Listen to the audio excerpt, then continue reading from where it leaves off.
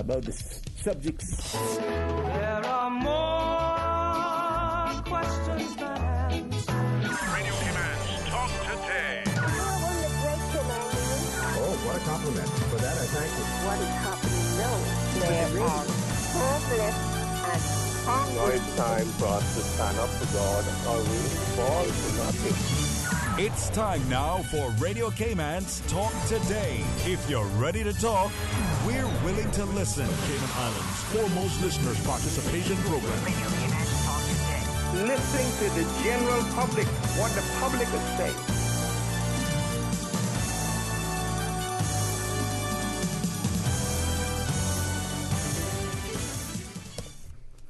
Good afternoon, Cayman Islands. My name is Patrick Schmidt, and I'm standing in today with my co-host Badir Awe on behalf of Dwayne Sterling Ebanks, Sterling Dwayne Ebanks, who is away on vacation. Lucky him. I have an interesting group of people here to talk with us this afternoon, and we're going to be starting that session very shortly with the representatives from the Hope for Today Foundation, which we will introduce shortly. Radio Cayman's Talk Today, the Cayman Islands' foremost listeners participation program. We ask our listeners to avoid statements or comments which are abusive, derogatory, malicious, or defamatory. Do not use any indecent language or make any statement which is false or misleading. Email talktoday@candw.ky or call 1-800-534-8255. Courtesy of Live Communication. Let your voice be heard. Radio Commands, talk today. Good afternoon once again, ladies and gentlemen, and good afternoon to our listening audience far and wide. I'd like to welcome our guests from the Hope for Today Foundation, Mr. Brent Hides and Mr. Quincy Brown, who is accompanying him, as well as, of course, with them today is Dr. Alexandra Bawden. So welcome to you all. Thank you. A pleasure. And of course, to my co-host, Mr. Awe. Hello. And so we're going to start off this afternoon by asking our guests if they would be so kind as to give us a brief intro of themselves and indeed, of course, the foundation. Yes, I'm Brent Hides, Operation Manager of the Hope for Today Foundation, Halfway House. Little over 11 years ago, me, myself, was spending a little time in prison. After being released from prison, we recognized there was another link in the chain of recovery. And part of that was we needed to establish a safe refuge. So the group of us have got together and we established the Hope for Today Foundation Halfway House program, which is an alternative from prison. The Hope Foundation work with all the entities in government. That's the Drug Rehabilitation Court, the National Drug Council, the prison, the counseling center, and all the other entities in government that basically focuses on rehabilitation. The Hope Foundation has seen many Caymanians come in and out of the program. Just this year alone, between 18 and 19, we were able to see 4 successful residents transition from the program. I can tell you up to date that one of those residents have been clean and sober for 3 years. They continue to work full time, be that father figure, be that better friend. He's just become a whole person, and now he's taking up his rightful place in our community. And the other 3 continues to work on their recovery and do the same, holding down full-time jobs. And most of all, I want to thank Mr. Gray It's down at Four Winds SO that continues to reach out to these people, Mr. Ronna Anglin, who continue to employ and give these people a second chance at life. Also, Mr. Wood Foster. Wonderful, thank you, sir. Dr. Bawden? Okay. Yep, I'm Dr. Alexandra Bawden. I'm a clinical psychologist. I work at Encourse Cayman. I also teach psychology as an adjunct lecturer at UCCA. And so there I teach on abnormal psychology, counseling theories, and substance abuse.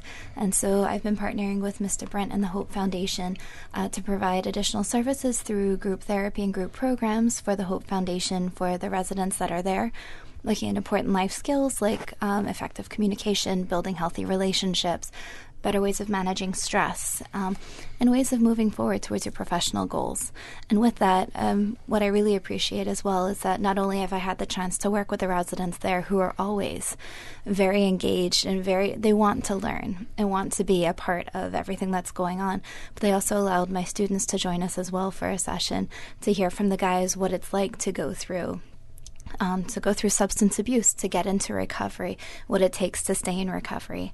And so I know my students really appreciated that as well. So it's been a great partnership that we've had. So if you have the opportunity to be hands-on from the outset of a person's participation in the program, is that correct? We're very happy to have Dr. Alexandra Bodden and her professional opinion and work to come down to the house to work selflessly, to come out and selflessly, I should say, to come down to the house and just try to support these individuals in the process.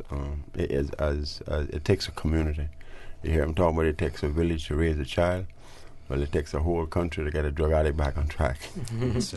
Yeah, I mean, that's pretty beautiful, that, just that whole experience that you are laying out there for people in Cayman who go through that emotional experience of substance abuse and getting out of that. And I thought it was real key when you said, when you thank the employers who employ them after the fact, because that, that's part of it. And how many employers would really do that? Well, another part we got to understand is getting clean and sober is one piece of it. Yeah. If they do not have employment, if we don't have people that are going to take chances with them, then it's going to make it much more difficult because they fall back into the old rut. Oh, they don't care about me. Oh God, they're full of this and they're full of that, and pretty soon they may just fall back off track. But when you have people in this community that are showing love, compassion, and empathy, and starts to feel for another human being, and even though they may not have been down that road, but just to reach out and say, "Come, my brother, come, let me give you a hand up." And that's how we get these individuals back on track. As a community, we come together for one primary purpose, and that's to help our fallen brethren and our fallen sisters. Absolutely, and I doubt whether it would be possible, as you said already, that to actually have successful persons come through the program if you didn't have the community working together to the extent that you clearly outlined, and perhaps there's even room for more.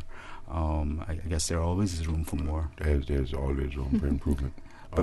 But Mr. Quincy, I don't want to be remiss and to leave you out, sir. If you would please introduce yourself. I'm sure you need very little introduction, but nevertheless.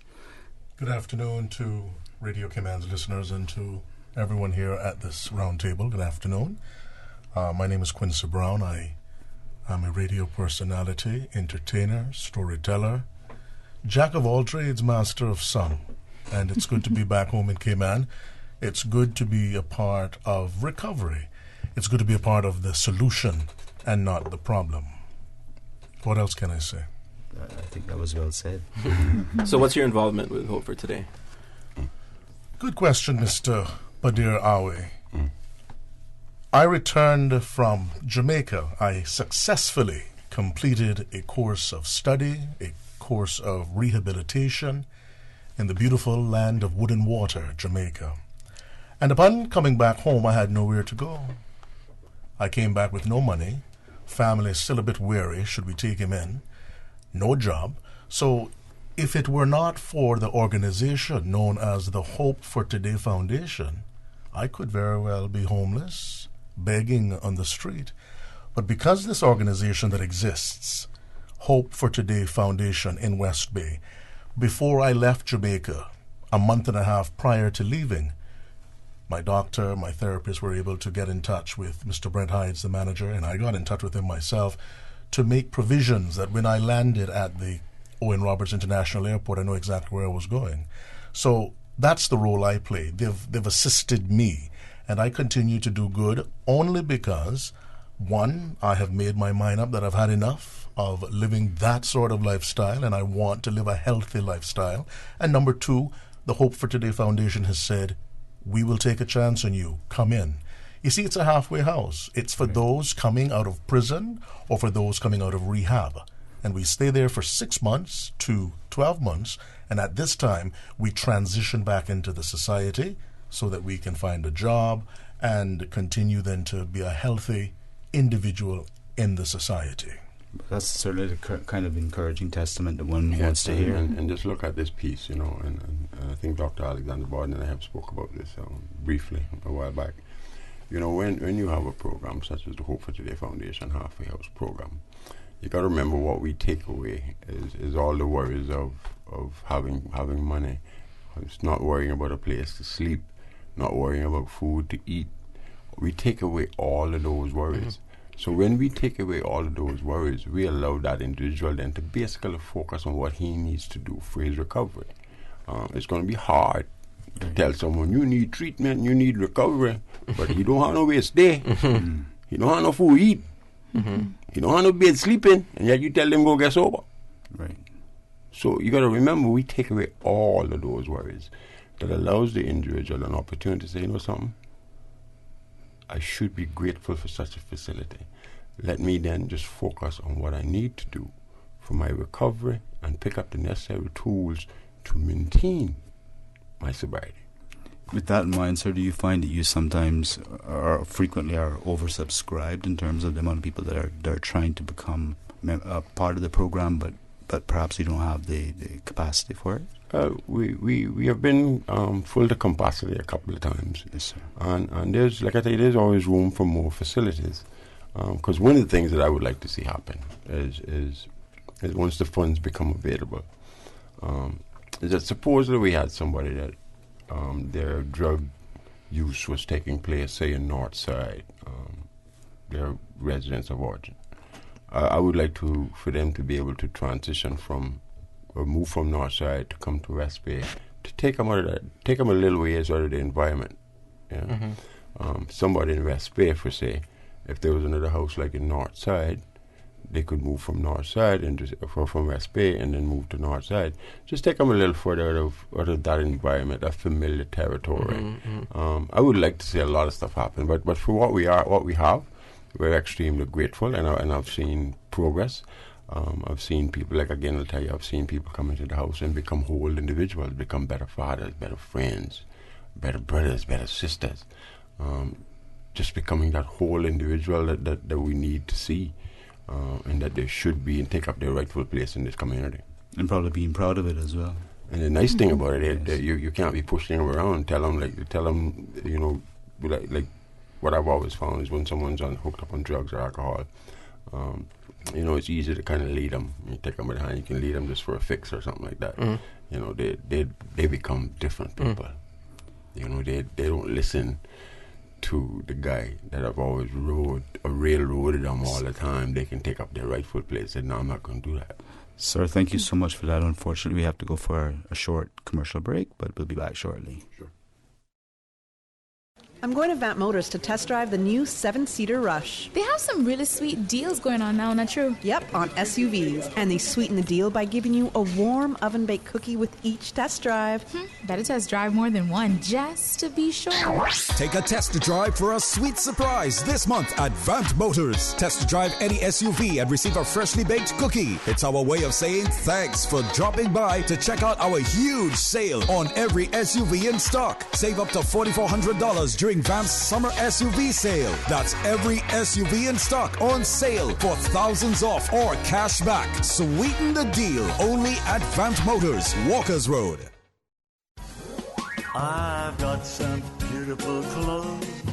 I know just where they go. Pure and cleaner. Now reintroducing eco-friendly green Garmento fabric bags, which can be used as your clothes cover, traveling bag, etc. Also, get your fabric shirt boxes that can hold up to 10 folded shirts. And for those other shirts, put them on hangers with an eco-friendly poly cover. All bags are biodegradable Puritan Cleaners. 3 convenient locations to serve you. Countryside, Savannah, 946-1884. Elgin Avenue, beside Off the Peg, 949-2452. 337 Eastern Avenue. Drive-through, rain or shine. 949-7104. Free pickup and delivery. Ask for ongoing discounts. Puritan Cleaners. You feel good when you look good. Support our port, support our tourism. Did you know the cruise berthing facility will not cause flooding in Georgetown? In fact, wave walls will be built in addition to the piers, and marine engineers say that this could reduce the force of incoming waves. Learn more and spread the word. Looking forward, looking bright. Support our port, support our tourism. RC Fusion featuring Billboard pop hit songs and more from the 70s to the 90s. RC Fusion. Weekdays from 10 a.m. till 12. RC Fusion. Brought to you by Tasty Patties. Baked fresh every 30 minutes. Available at Tortuga locations, the Patty Express Industrial Park, and Bake It and Take It on Eastern Avenue. Get tasty now. Listen to the general public. Your thoughts are just a telephone call away. 1-800-534-8255. What the public is saying. Let your voice be heard. And now, Radio Cayman's Talk Today.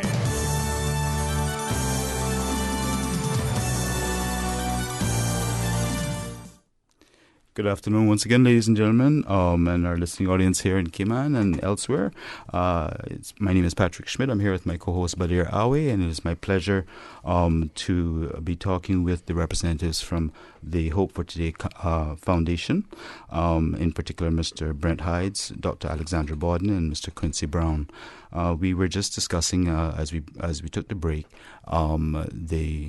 obviously the benefits of an organization such as the Hope for Today Foundation and the desirability of being able to offer it to more the program to more persons because of the success that clearly it has had, and the fact that there are many persons who could take the opportunity to better themselves through an organization such as this. So, Mr. Hides, you were saying, for example... Yes. Let us look at the cost of running such a facility. The one home. We can run the one house that we operate right now for the cost of housing a prisoner in Northwood per year. I think the cost of keeping a prisoner in Northwood at this moment, I think it's about $75,000 for one person. We can run that house for that amount of money. At the moment, there's 5 residents. You've heard me talk about the guy that has just transitioned to 3 years of recovery. And it's quite unusual for the organization to work on such a request, but the request came from the Drug Rehabilitation Court and the Probation Office, that we tried to work as long as we possibly could with this particular individual because he was a chronic relapser. We figured he needed more time, more treatment, more step work,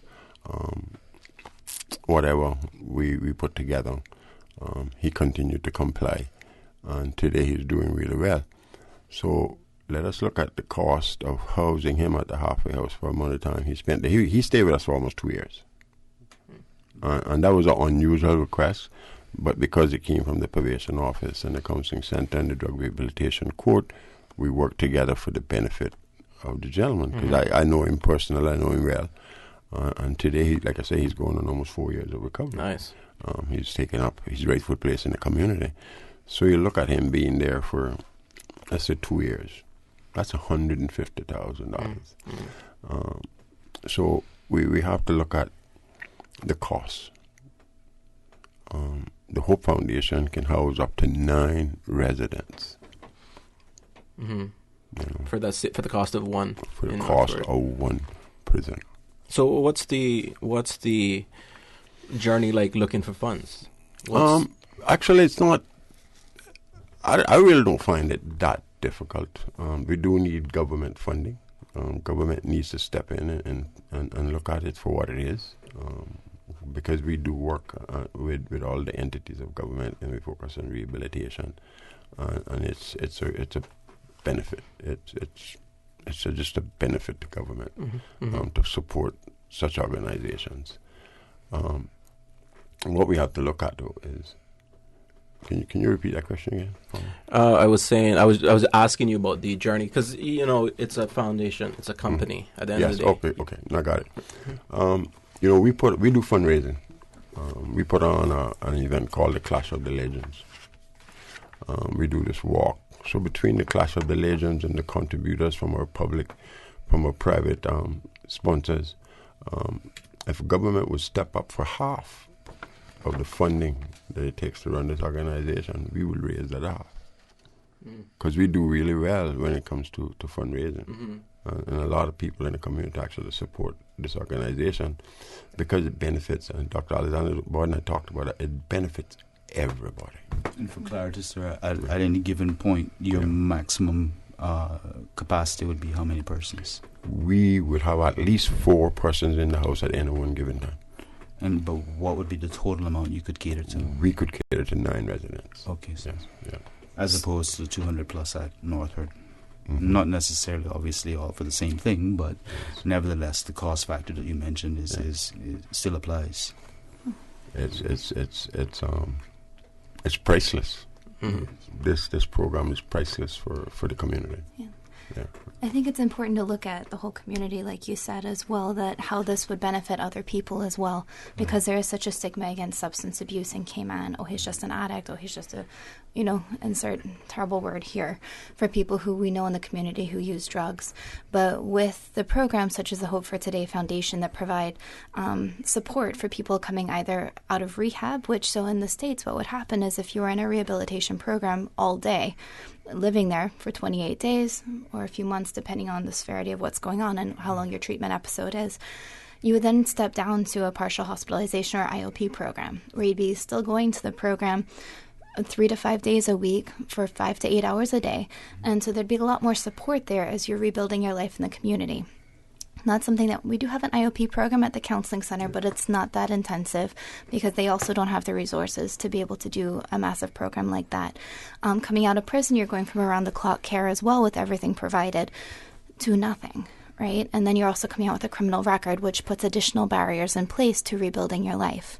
And that's how the program, such as the Hope for Today Foundation, is really helpful in providing, as Mr. Brent said, all of the basics that they need, as well as a lot of therapeutic programs as well. So they do have some programs at the house, and then he also works with all the services available on island to make sure that they have the treatment component as well as the other psychosocial supports that they need.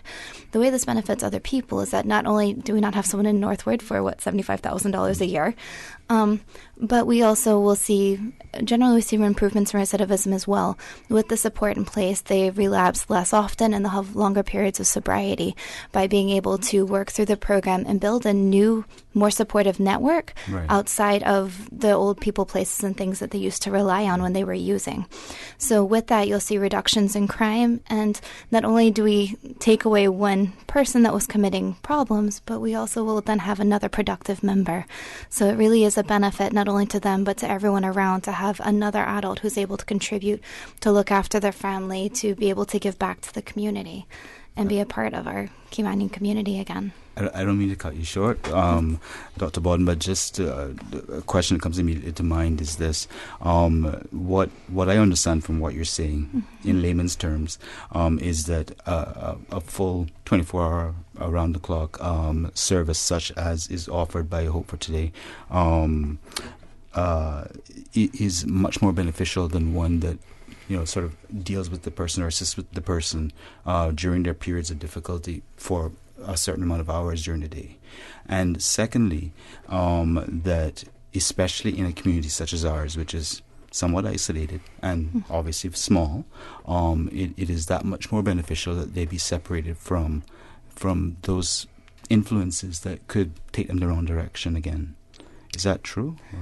Yes. So I think there's kind of 2 points there. One is that, a lot of times when people come out of like a rehab program, when they get back, it's either, I think IOP is a couple hours twice a week, or outpatient therapy like I do, which is an hour once a week. There's also a new IOP program on island as well, available through Infinite Mind Care, but not to the extent of what would generally be used as the step down, we call it, in America or anywhere else in the world. So Mr. Brent's program does offer a lot more support there. And so the other part is that, yes, not only are you not going back to the old environment where you're going to have a lot of triggers, right? Lots of reminders of times that they were using. And a lot of times when it gets to the point where either you go to jail or you go to rehab, you've burned a lot of people around you. They don't trust you and they're not sure what to do or if they want you back in the house. So Mr. Brent does a great job of helping support that individual to get them to a better frame of mind, thinking clearly, able to find a job, able to support themselves. And then that gives them some space as well to be able to work on rebuilding those relationships as opposed to just going right back into the environment where they were before. Absolutely. And just one more follow-on question, if you don't mind. I'm just throwing out to all of you, actually, and that is that for persons who are going through the program, is it fair to say that, or who have completed the program, is it fair to say that it's sort of an open-door policy, whereby if they feel they need additional assistance, they can come back without any, stigma or challenges or difficulties? Well, what we try to do is to make sure that when an individual transitions from the house, is that they have some sort of full-time employment, where they have a safe environment. You can't keep him there forever, but we do try to put things in place to make sure that when he does leave, that he is employed, he is having an income. He has rebuilt some decent relationships, again, with the family, friends that he has. Maybe rebuild some new relationships. What is encouraged is to start rebuilding some new relationships. Because we got to remove all the garbage from the inside and replace that with something good, because if we don't do that, then we're still stuck with the garbage, right? Yes. So we're encouraging to remove the garbage from the inside that was keeping it sick and replace that with some positive stuff. So what we try to do is to make sure that when the individual is being transitioned out of the house, that they are in a whole lot better position than when they came in. They have to be at a place where they stand a really good chance of maintaining their recovery. Thank you so much, sir. We are going to have a short break once again, so we'll be back shortly. Parents, do you know what time it is? It's the most wonderful time of the year. But it's not Christmas time. But school is nearly back in session. Is your child ready for the school year? Stop by Savannah Pharmacy in Countryside Shopping Village and pick up all of your child's stationery supplies. With 30% off selected items, you won't need to break the bank to get your little one prepared for the school year. You have enough to worry about. Make back to school a breeze with Savannah Pharmacy, located in Countryside Shopping Village, or call 946-3336. Hey, are those new glasses on Will? Yeah, we went to Optical Outlook. Wham, bam, easy exam. Finally, an exam he could pass. And we had the glasses the next day. Easiest part of our back-to-school shopping for sure. Book your child's eye exam today at Optical Outlook. Call 746-2020. Get half off a complete pair of glasses with any student's eye exam now until August 31st. Come see the difference with Optical Outlook, located in Caymanian Village. Terms and conditions apply. RC Fusion featuring Billboard pop hit songs and more from the 70s to the 90s. RC Fusion. Weekdays from 10 a.m. till 12. RC Fusion. Yar, brought to you by Pirates Week, the Cayman Islands National Festival, celebrating 42 years of fantasy, history, and fun. Headlines. With the latest headlines. Headlines. All the news when you want it. Tune in to Radio Cayman for hourly headlines of the day's top stories. One of Cayman's bright and shining young stars. Local, regional, international. Headlines. Turning to international news. Updates on the hour between 7 a.m. and 6 p.m. on weekdays. Radio Cayman News. Headlines. Your voice, your choice for today's biggest news. Listen to the general public. Your thoughts are just a telephone call away. 1-800-534-8255. What the public is saying. Let your voice be heard. And now, Radio Cayman's Talk Today.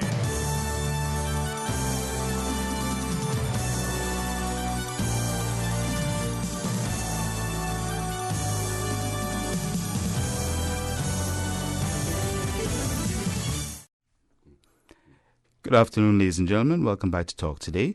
I'd just like to also remind you that we are speaking with our Hope for Today Foundation representatives, Mr. Brent Heights, Dr. Alexandra Bodden, and Mr. Quincy Brown. And of course, my co-host is Mr. Badir Awe.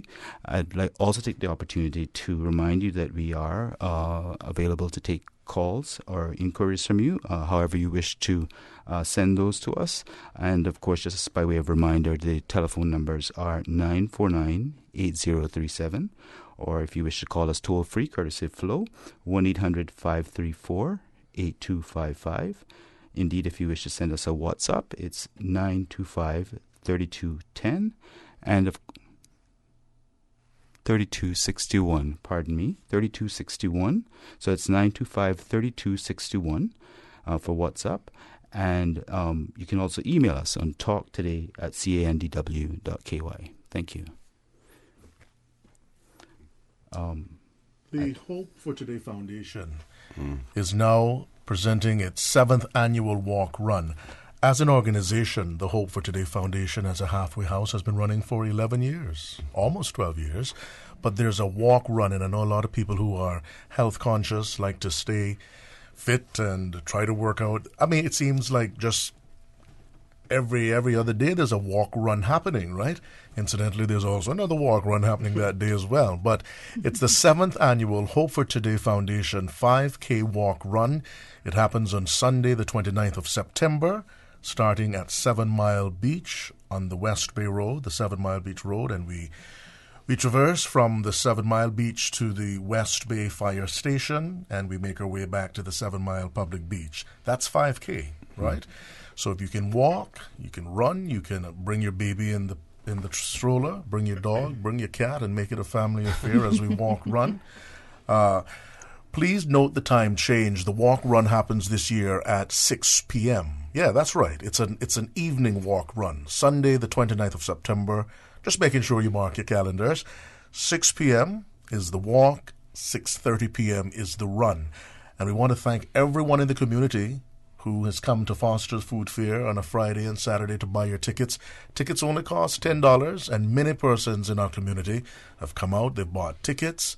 They've made a donation, and it's these donations from corporate Cayman and just regular citizens of the Cayman Islands that keeps the work of Hope for Today Foundation going. So what can you win? Yeah, not only are you getting a good workout on the Sunday, the 29th, you can also win a prize. Once you purchase a ticket and you make sure half of it goes into the drop box, you can win a staycation at the Holiday Inn, nice, a staycation at the West Inn, dinner for two at the Lobster Pot, and so many other prizes. Can I say thank you to our sponsors quickly? Of course, sir. This would not be possible without the kind sponsorship of, what should I say, someone who's a philanthropist, someone who continues to do good in our country, and if he sees you are willing to make a change and you're working hard, he will support you. Who am I talking about? Mr. Marcus Cumber, major sponsor. Thank you to Coldwell Banker, Cayman National Bank, MacAlpine, Junk, Calypso Grill, C3 Pure Fiber, Dr. Steve Tomlinson, Morgan's, Coconut Joe's, Lobster Pot, Island Taste, Frank Hall Homes, Mango Tree, Island Ear, Rackham's, Madak, Foster's Food Fair. Thank you to all of our sponsors. Thank you, Quincy. And one of the other things to note too is that if anybody out there feels as if they don't know how to meaningfully contribute, this is certainly one way that they can do so, and get involved in such an important program. So Absolutely. Give us an example of what those walks have been like in the past. It's like the 7th walk, right? 7th annual. So what can people expect? A great time? An awesome afternoon. Nice. Of just fun, fellowship, laugh, where we get people from the community from all walks of life come out for one primary purpose. We recognize that Cayman is home to many people that are struggling with substance abuse issues. And together, we can make a difference. But most of all, we come together as a group to try to remove some of the negative stigma that surrounds this deadly disease. And that's one of the best things to do to get rid of stigmas is to bring people together, right? And they kind of just dissolve when we all appreciate each other from different walks of life, and that's super cool. This walk that you're doing. So, are you walking on the beach or are you walking on the road? No, we're walking on the road. Okay, we're walking on the road. We're taking from 7 Mile Public Beach. We're going down on the main road. We're taking the new Dart road that takes us to the beach. And we're going down by the fire station. We're turning around, come back. So nobody's going to have to change sides of the road. They can just go, come right back. So we're going to see everybody on the road then. Exactly. Like Quincy said, bring your dog, bring your cat. Bring a hungry. You should have a hungry gut when you're done because you're gonna have some food when you finish. The food was really good last year. Yes. There you go. I wouldn't want the most important aspect of what, in my opinion, of what Badir just said, to be lost on anybody, and that is that communication makes all the difference. I mean, if when you meet someone and you speak to them face to face, there's nothing that beats that in terms of getting to know an individual and understanding, the issues that they're facing, to the extent that they're willing to share them with you, of course. But I have a question, which is this. You mentioned, Mr. Hides, that obviously you work with organizations like the drug rehab courts and other such entities that will, Mr. Quincy has also mentioned the fact that he had a referral from his doctor, I believe, if I'm not mistaken. But generally speaking, if you're a member of the public and you know you have a problem, but people don't necessarily know about it even, and you wish to become a part of the program, how do you reach out? Well, they can go to the Hope Foundation, Hope for Today Foundation website, and they can contact us on there. Now we got some new contacts. They can always reach out to Dr. Alexander Barden, Quincy Brown, and myself.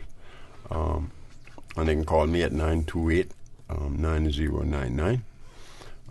Hope Foundation is pretty easy to find. We're a pretty big and popular name in our community.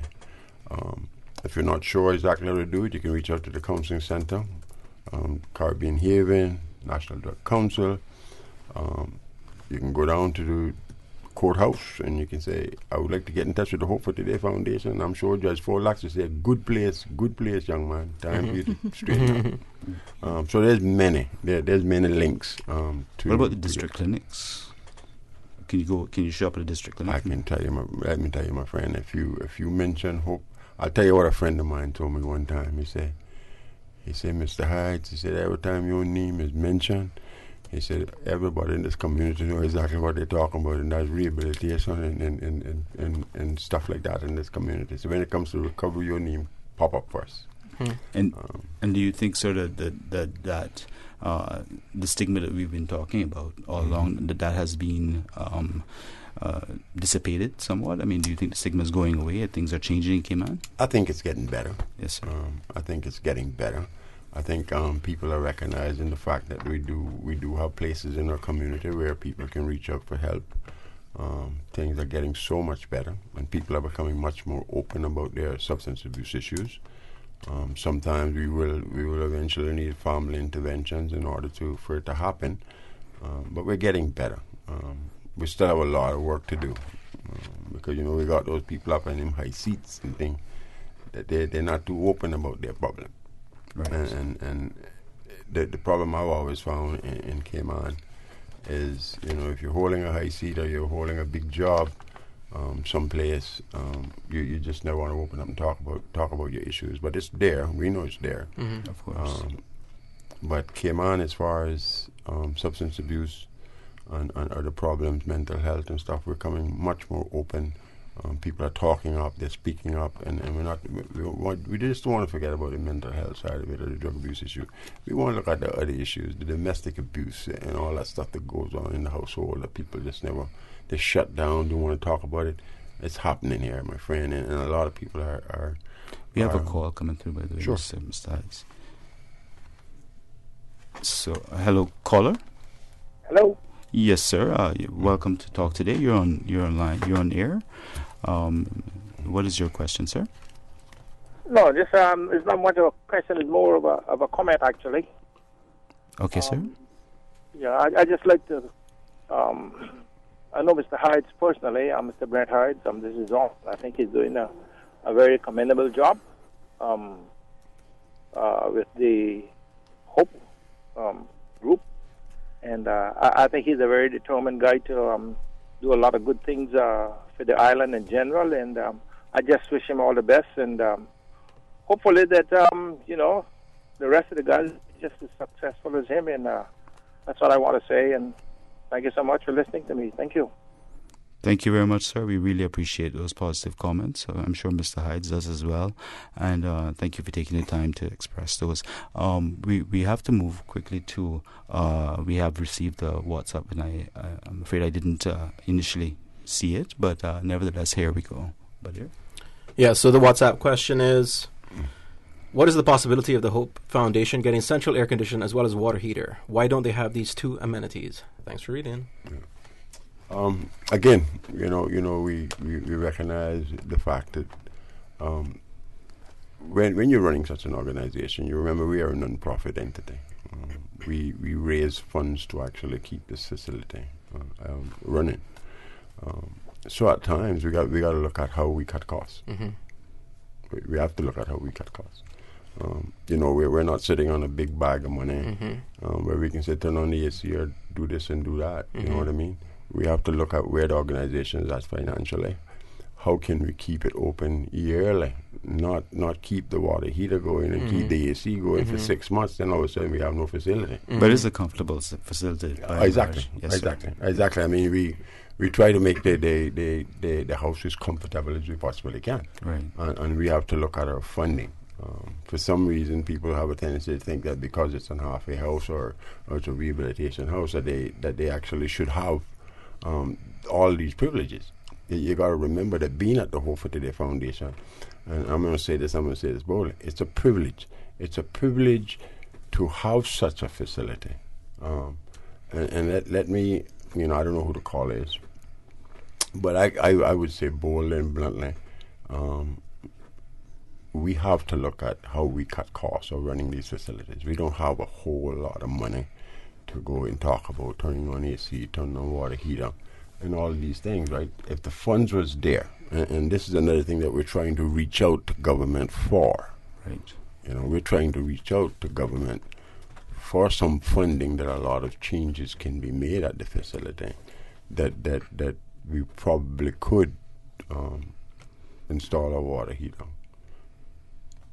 turn on the AC and burn it more often. Do you find, sorry to interrupt you, sir, but do you find that you're basically competing for those funds with other organizations that claim to be pursuing the same end, so to speak?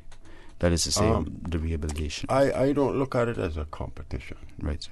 My motive is in place, and the bottom line is to assist those individuals in this community that are struggling with substance abuse.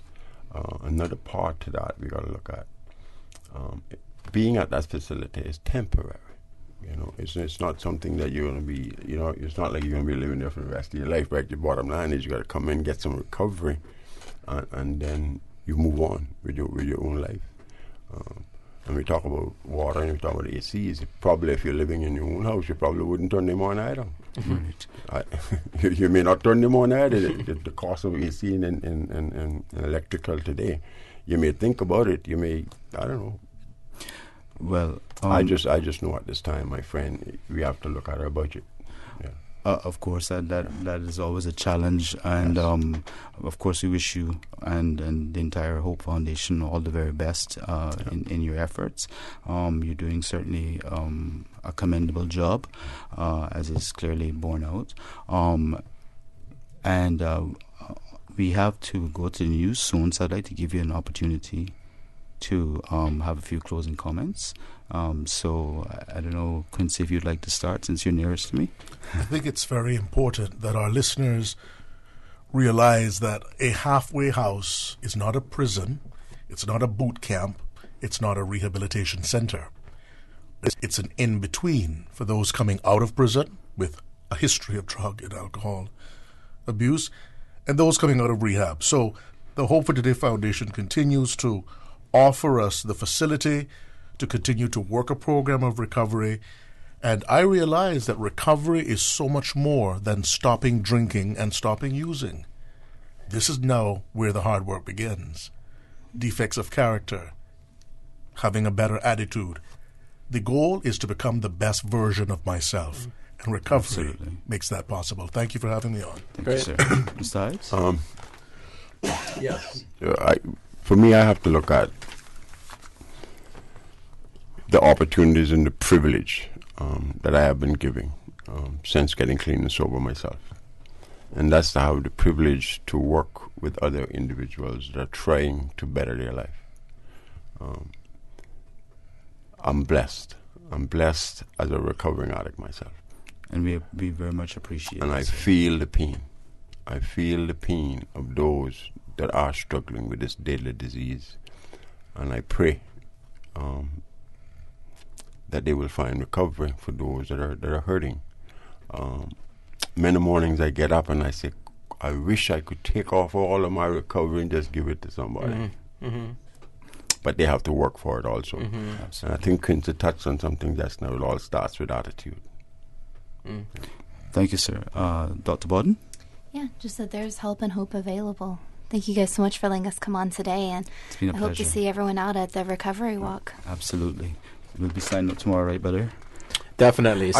Actually, just let the public know, the walk is absolutely free. The purchase of the tickets is on a voluntary basis.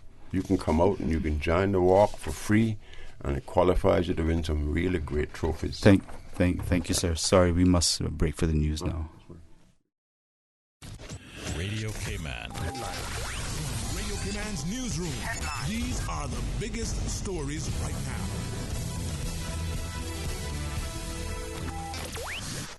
The Cayman Fire Service welcomes 21 new recruits. At a brief ceremony this morning, the government congratulated the new recruits for being successful on their attempt to join the fire service. More than 170 people applied for these positions. The ceremony was held at the Georgetown Fire Station.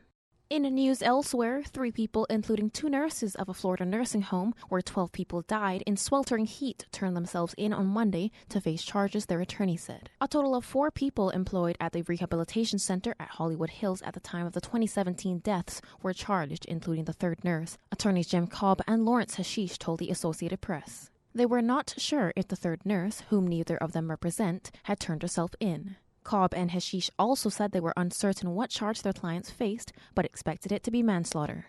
International leaders at the G7 summit have agreed to provide logistical and financial support to help fight fires in the Amazon rainforest. French President Emmanuel Macron said G7 countries would release $22 million. However, President Jair Bolsonaro said Mr. Macron's plan of an alliance to save the Amazon treated Brazil as if we were a colony or no man's land. A record number of fires is burning in Brazil, mostly the Amazon, according to the country's space research agency. An Australian magazine has apologized after publishing a story about a model with another black woman's image. South Sudanese Australian model Adut Akech says she has been deeply affected by the error in Who magazine and says Australia has a lot of work to do. In the magazine interview, she discussed people's attitudes to color and her career in fashion. Who magazine issued an apology, saying it had been given the wrong picture by the agency that set up the interview. Miss Akech appeared in the magazine ahead of Melbourne Fashion Week. However, the magazine printed an image of Flavia Lazarus, another model appearing at the show instead. Those are your latest updates. I'm Keely Ebanks. Radio Cayman, the voice of the Cayman Islands. What's happening in your community? News and information, music and more. You can find us. www.radiocayman.gov.ky. Like us on Facebook and follow us on Twitter. Radio Cayman is your choice, your voice for today's biggest news. Radio Cayman.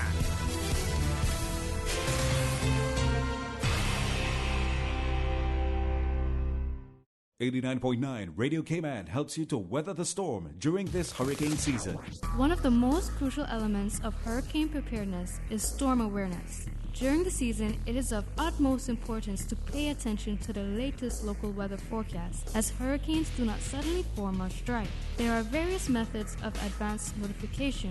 Utilizing such may be the difference between a favorable outcome and disaster. Both television and radio serve as excellent mediums with up-to-the-minute storm path information in the wake of a hurricane. Another method of tracking a hurricane may be only arm's length away. Your smartphone or tablet can be your most valuable tool. before, during, and after a storm, providing countless numbers of apps with crucial hurricane information. Many apps allow you to track storms with moving radar and satellite imagery, plus offer alerts, current conditions, forecasts, advisories, and even video. This hurricane preparedness tip was brought to you by your community radio station, Radio Cayman 89.9 FM.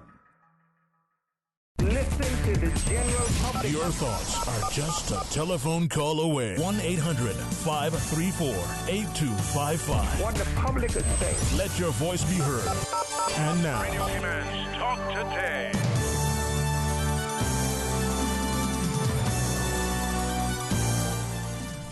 Good afternoon, ladies and gentlemen, and welcome back to Talk Today. My name is Patrick Schmidt. I'm here with my co-host, Mr. Badir Awi. I understand that we have a caller on the line, so we'd like to go straight to that call, please. Good afternoon. Hello, good afternoon. Good afternoon, sir. How are you? Not too bad. How are you? Blessed, sir. I missed the panel. Unfortunately, yes, sir. You just missed them. But please proceed with your question or comment. No, this is Mark here. Yes, sir. My wife and I, we wanted to encourage the people that, especially Quincy, you know, we're in the BRAC, you know, and Quincy is quite a friend and been quite a person that we always look to and try to help, and wanted to congratulate him on sort of the way that he sort of brought himself back, and we wanted to donate something to their cause there, you know. Great. That's so awesome. You could probably pass that on. Yeah, I mean, you should call Brent at 928-9099, and that would be great.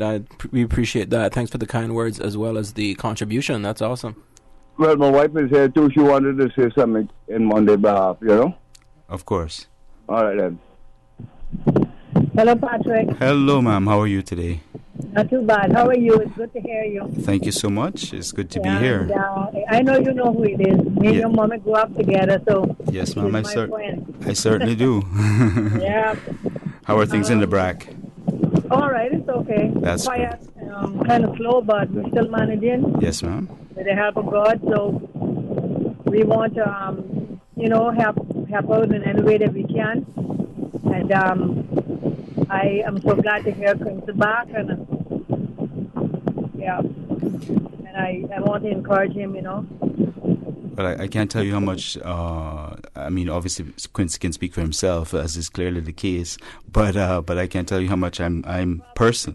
I'm person. He can hold a conversation with anyone. Yes, ma'am. He's well versed in everything. Yes, ma'am. I mean, personally, from my own perspective, I'd like to say that I'm always encouraged to hear persons such as yourself and Caymanians and residents of Cayman in general speak out without any hesitation whatsoever in support of important programs like this, because they're so fundamental, so crucial to our development as a country on a whole. I think that's a very fair way to put it, and the more support that these types of organizations that do such a good job have, the better off we will all be and become as a community. And we must never forget that. I think it's fair to say. But once again, I'd like to thank both you and Mr. Moxham for taking the time to call and to offer your support. Okay, you're welcome. You're very welcome. Have a great day, ma'am. You too. Bye-bye. Bye-bye. Okay, ladies and gentlemen, once again, thanks to those callers. I don't want to seem as if I'm trying to dominate the mic here, so I'm happy for Badir at any point in time to take over from me. But as you know, we're standing in for Sterling Dween, who is probably on another tropical island, relaxing in a hammock. Luckily him. But we're here with you, and we would love to hear from you. We've now moved on to our open line segment, which goes until 2:30 this afternoon, with of course the breaks as are required. But just by way of reminder, the contact numbers to reach out to us are 949-8037, or if you wish to call toll free, courtesy of Flow, it's 1-800-534-8255. 8255. If you wish to send us a WhatsApp, whether it be a voicemail or a typed message, you can do so on 925-3261. And also, if you wish to email us, you can do so on talktoday, that's TALK today, at candw.ky. So we're looking forward to hearing from you, and whatever's on your mind, any concerns you have, any questions you may have that we might be able to air, we'd be more than happy to discuss them with you. Great. So what's up, Patrick?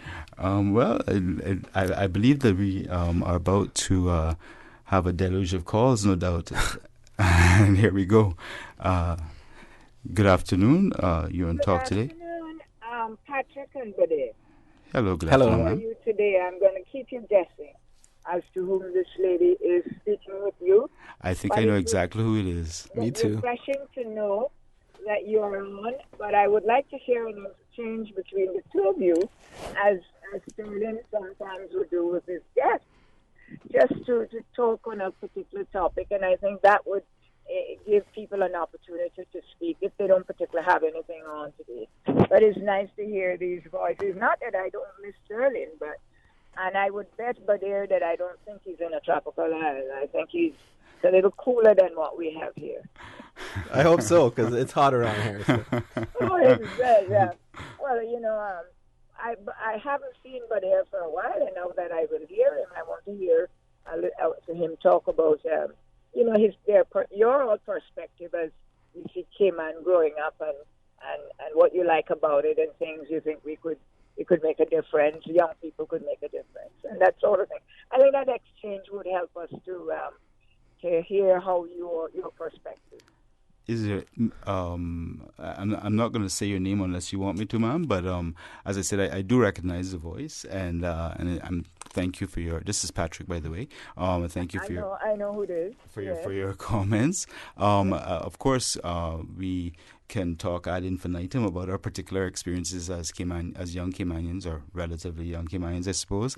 And I was wondering if there's a particular perspective that you wanted or you would like to hear from us about. Because yes, in how you can be the change, we shouldn't just be all about complaining, but what it is that the new generation, I can't remember whether you're Generation X or what you are, but what it is that where the difference is, you can make a difference in Cayman, yet retaining our culture, but being a little more innovative and that sort of thing. I think that I'd like to hear young people talk about that, how they can make the difference, not just necessarily in politics, but everywhere else. The minister was on with education, maybe from that point of view, from that perspective, she's looking now to make a change in the curriculum, taking exams. I think you did the GCSE maybe, or GCSE. We're going in that direction now. Whether you think that is something that will broaden our perspectives, or what is it that our Caymanian young people must do in order to be able to get all the opportunities? Yes, ma'am. That's that sort of thing I'd like to hear, because you will make the change in the country. We thank you for that vote of confidence, ma'am. We certainly hope to do our part. We're going to have a short break, and as soon as we come back, we're going to have that discussion exactly as you have requested. And thank you so much for calling in. I certainly will be listening. Okay, thanks. Thanks, Lucille. See you soon, hopefully. I said it. King Sports Center takes pride in being more than just an ordinary gymnasium. For 14 years, their multi-purpose facility has been providing the community with a variety of sporting, recreational, and relaxation activities. King Sports Center has a bowling alley, lounge bar, multi-purpose rooms, powerhouse gym, rock climbing wall, bungee jumping, a 10,000 square foot rink, and so much more. For more information on the variety of services, call their friendly staff today at 946-5464 or email kings@candw.ky or visit www.kingsportscenter.com. King Sports Center, your one-stop shop for fitness, recreation, and relaxation. There are plenty of reasons to be a Logic customer. There's lightning-fast internet connectivity. There's the great overall customer experience. And now, you can improve your Wi-Fi connectivity with Logic Boost Wi-Fi for free. With Boost, you can extend your freedom to stream, game, and download seamlessly anywhere in your home, like your patio or your underground lair if you have one. Sign up now for any Logic Bundle package and get free Boost Wi-Fi for a limited time. Visit logic.ky for details. Support our port, support our tourism. The cruise berthing facility will be paid for by the cruise passengers who use it and not by our people or our government. This is a win for Cayman. Support the port. Support our tourism. Looking forward, looking bright. Support our port, support our tourism. The Tuesday and Thursday edition of The Business Buzz is brought to you by Cayman Medical Supplies, providing quality pharmaceuticals, medical supplies, and consumer products to healthcare providers, retailers, and ultimately the patients at a reasonable rate in a friendly, caring, and timely manner. Cayman Medical Supplies is located at number 93 Smith Road, Windward Center. Telephone 949-6211.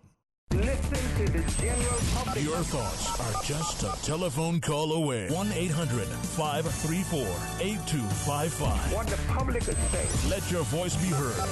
And now, Radio Cayman's Talk Today.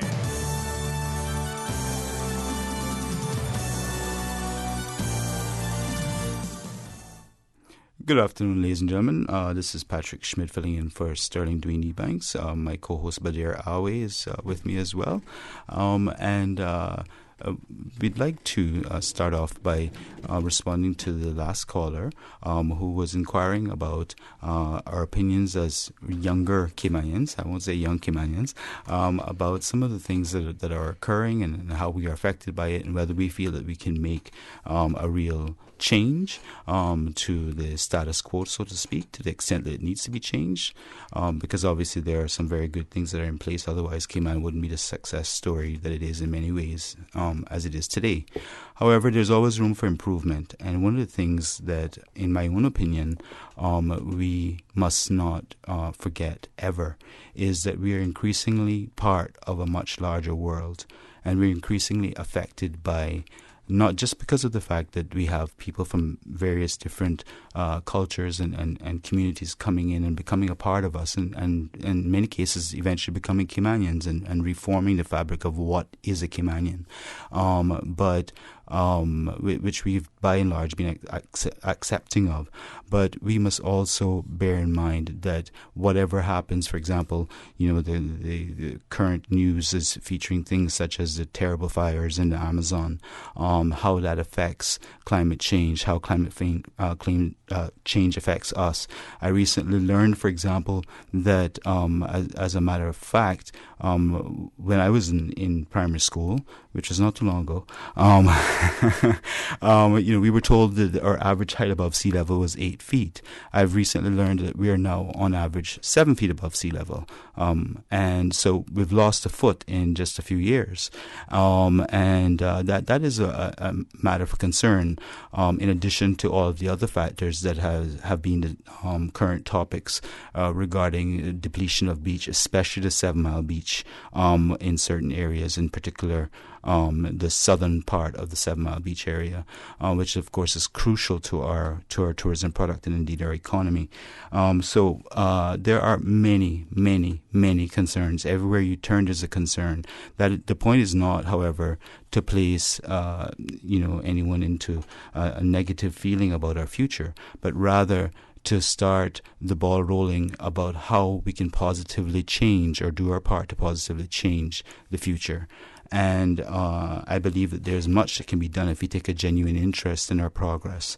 And I think that our generation is indeed, although somewhat slowly, as is often the case in islands,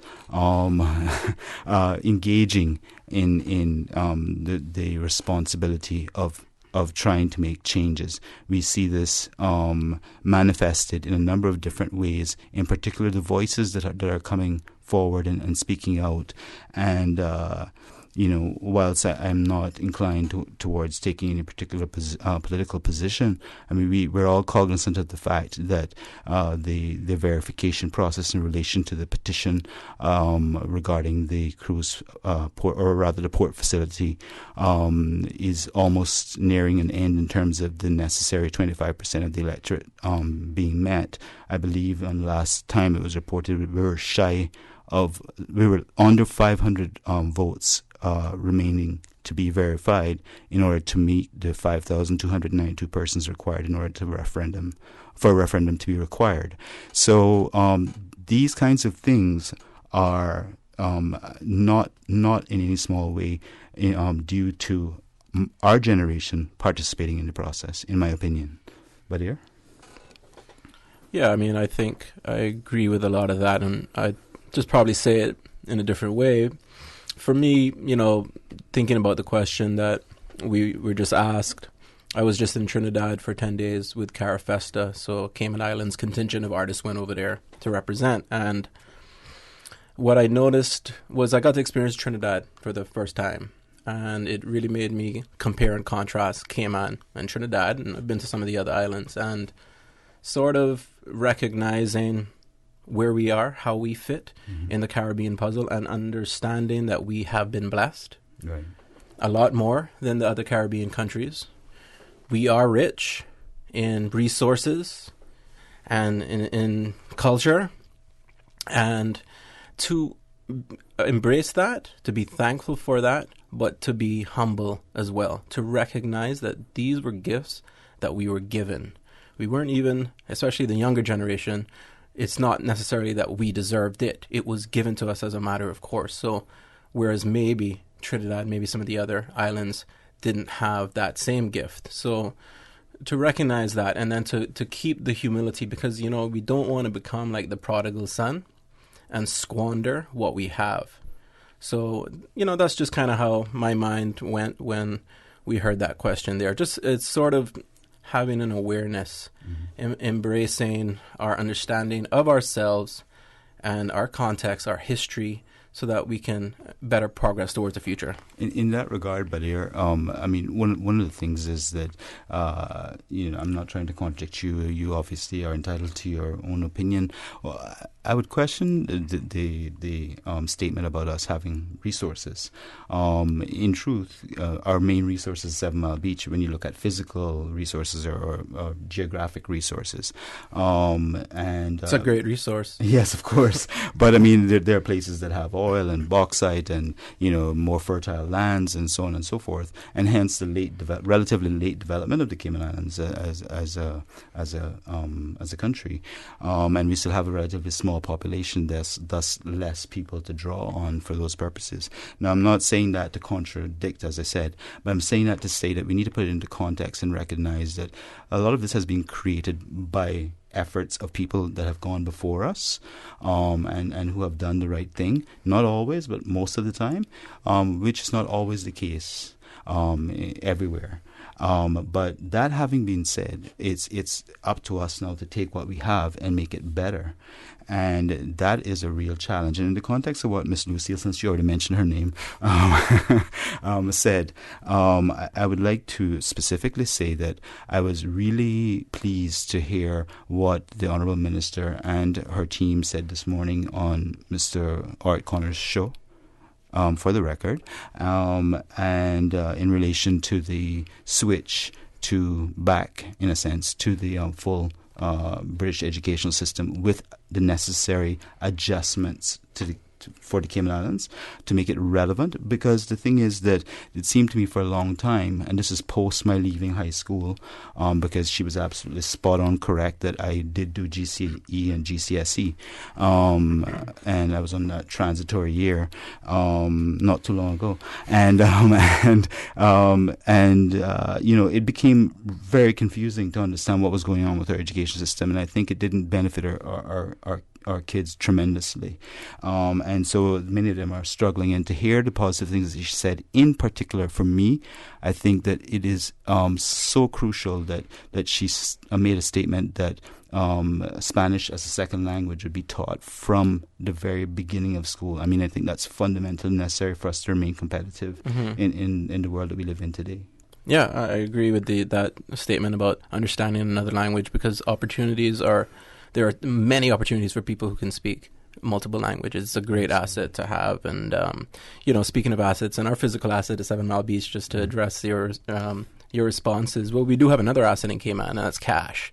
It's a lot of money, 80% of our GDP. And primarily that is probably what I was talking about when I was talking about the resources that we have and how we can, just to balance that understanding. But I agree with you. We, on a large scale of things, we don't have a group of assets. Right. We really basically have cash and 7 Mile Beach, right? So I guess maybe the humility helps us understand, okay, we are well off, but it's actually a pretty precarious situation, right? These are the only two things that we really have, right? So do you think we have any opportunities for diversification? Of course, because it's a natural consequence of life and democracy and capitalism and human enterprise. So I think that always exists. Are there hindrances? Of course, that's always there too. Right. And that it's about finding what those hindrances are and those opportunities are and exploiting them. What do you think? To ask that same question back at you. Well, thank you. More poignantly, I suppose. What I'm thinking about is in the context of our tourism market. And given your field of one of your fields of expertise, what do you feel are the opportunities for improving the tourism products, especially in light of the fact that one of the things that we hear frequently is that Cayman really has no entertainment element? Do you think that's an area that we can do substantial work on improving? Well, as an artist, yes. I can talk forever on that. Yeah, that is one aspect of it. And I mean, maybe to a way that we could help is with that other asset, cash. Mm-hmm. There is a financial ability there to support a field that does not have the economic foundation. The arts does not really have an economic foundation to sit on in Cayman and grow. Mm-hmm. So as such, it needs superficial help. Mm-hmm. And this is something that Fidel Castro actually implemented in Cuba, was the payment for artists, and artists are some of the best paid people in Cuba. So it's the recognition that, okay, if we do want to help and support the arts, it's, in a sense, you've got to sponsor, right? I mean, that's the way to do it. So what about you, Patrick? Tell me about some of the opportunities that you see, just generally speaking, in your focus of interest. It's a difficult question, because the thing is that we as we were alluding to previously, we don't necessarily have a lot of physical assets to draw on. What we have is our people, mm-hmm. and their capacity, and that is a tremendous asset. And that is probably our single best mm-hmm, asset. Mm-hmm. I think that there is a lot of room for growth in the arts. I'm a little bit surprised. I don't know very much about what type of funding is available mm-hmm. For arts, but we have to be very careful. And I'm speaking very generally, of course, when I refer to arts. But we have to be very careful that we don't get the balance, or continue to get the balance wrong. One of the things that had been touted for many years, and many efforts were made at it, but never really started to succeed until recently, was that of sports mm-hmm. tourism. We finally are starting to see the fruits of the labor of many, many people over a long period of time. And, I don't know what additional factors would have to be put in place in terms of physical actual accommodation, and in order for the arts to take off in Cayman, whether there are any incentives that can be offered, in addition to, obviously, corporate entities are not taxed in Cayman for things like this. But from an artistic perspective, are there incentives that could be put in place if the funding is there? I mean, there is. I mean, I'm not sure what you mean really with just generally speaking. Yes, there's lots of things that the infrastructure could grow. I mean, but it has to be organic too, to a certain extent. So how do you balance that? So for example, to use a very poignant, and sorry to have an open-ended question to you, allow me to be a bit clearer if I can. We were hosts to Kabu not so long ago, and there are plans, I believe, for another one, and obviously it's a completely different thing from what had occurred in its parent, so to speak, festival in California. So in order for us to be able to realistically host a profitable and beneficial event such as that, the persons that have the funding to actually do it would be willing to make those contributions, to invest that time and money. Do we need additional physical facilities? Do we need more airlift? Do we need more hotel rooms? What are the factors that you think might, or is it all of the above? Well, I've been in the arts for 6 years, and we've thrown a lot of events, and 95% of them don't make a profit. Right. And I'm pretty sure Kabu didn't make a profit. I'm sure that wasn't even the point of Kabu, right? So when you're talking about profitable events in Cayman, especially artistic events, concerts, I mean, it's not really a thing. It's hard to pull off. That's why these events don't last for years upon years upon years. Some do great, but most don't, right? So, we're at that level where you can't even sustain the event itself. So maybe you don't need extra infrastructure at this point anyway. So, so then, can I ask you, is it part of the problem, so to speak, that we just don't have the population base to support that type of large-scale event that would be profitable? And if that's the case, do you think there's a way to facilitate bringing the people here or allowing the people to come here in a manner that they would actually subscribe to coming here? Yeah, I mean, I think that was the purpose of Kabu, right? That you got to bring people almost because there is not enough people in Cayman, quote unquote, not enough. I mean, ironically, that's kind of what makes us as well. That we are very unique individuals in the world. And even when we went to Trinidad, people always loved Cayman. Right. Even the Trinidadians, you're from Cayman, we just we look cool for some reason to people, right? And so on one hand, that is a positive attribute, and it's what makes us and our character and our profile, and that is our greatest asset. I do agree. On the other hand, when it comes to certain types of economic enterprises, we don't have the physical numbers to generate eyeballs that sponsors or advertisers are willing to pay because of these certain amount of eyes. I mean, there's only 60,000 in Cayman. Mm-hmm. You can get 100,000 people go to a specific concert in a city somewhere else, right? Absolutely. So we're not, and that's only 10% of their population. Right. It would need the whole 100% of our population. We still won't even make 100,000. So there are factors that the population in Cayman does make certain enterprises not economically possible. How do we do that? I don't know. What do you think? Well, what was coming to mind was the fact that we do have some Caymanian artists in various fields that have done extremely well on an international basis. So I'm just wondering whether, obviously that has certain beneficial offshoots for the Cayman Islands insofar as we are promoted once people know that these are Caymanians that are doing so well. We can name them off, but I won't go there. We're going to need to take a break shortly, but when we come back, then perhaps I can put forward a few of those other ideas. Cool.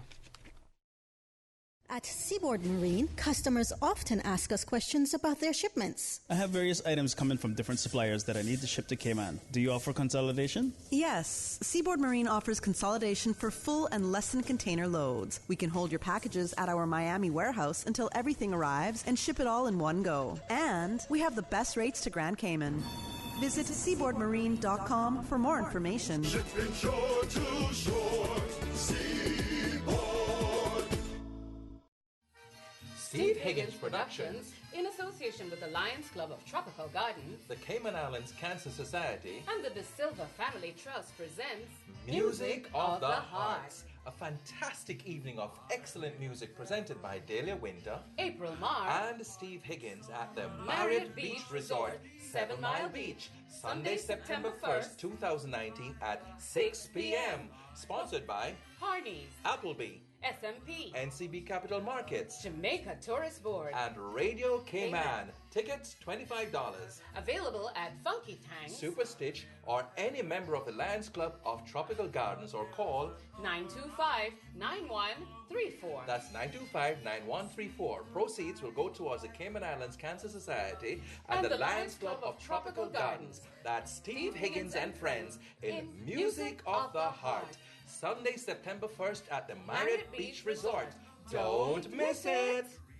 Did you know that once properly sanitized, some tinned food items may still be safe for consumption after coming in contact with floodwater? In order to properly sanitize these tins, always remove labels, and then wash tins in a strong detergent solution using a brush to get rid of excess impurities. Tins must then be immersed in a solution made of 2 tablespoons of chlorine bleach per gallon of water for 10 minutes. Ensure that containers are air dried before opening. For more post-hurricane food safety tips, visit the DEH website at deh.gov.ky. Listen to the general public. Your thoughts are just a telephone call away. 1-800-534-8255. What the public is saying. Let your voice be heard. And now, Radio Cayman's Talk Today.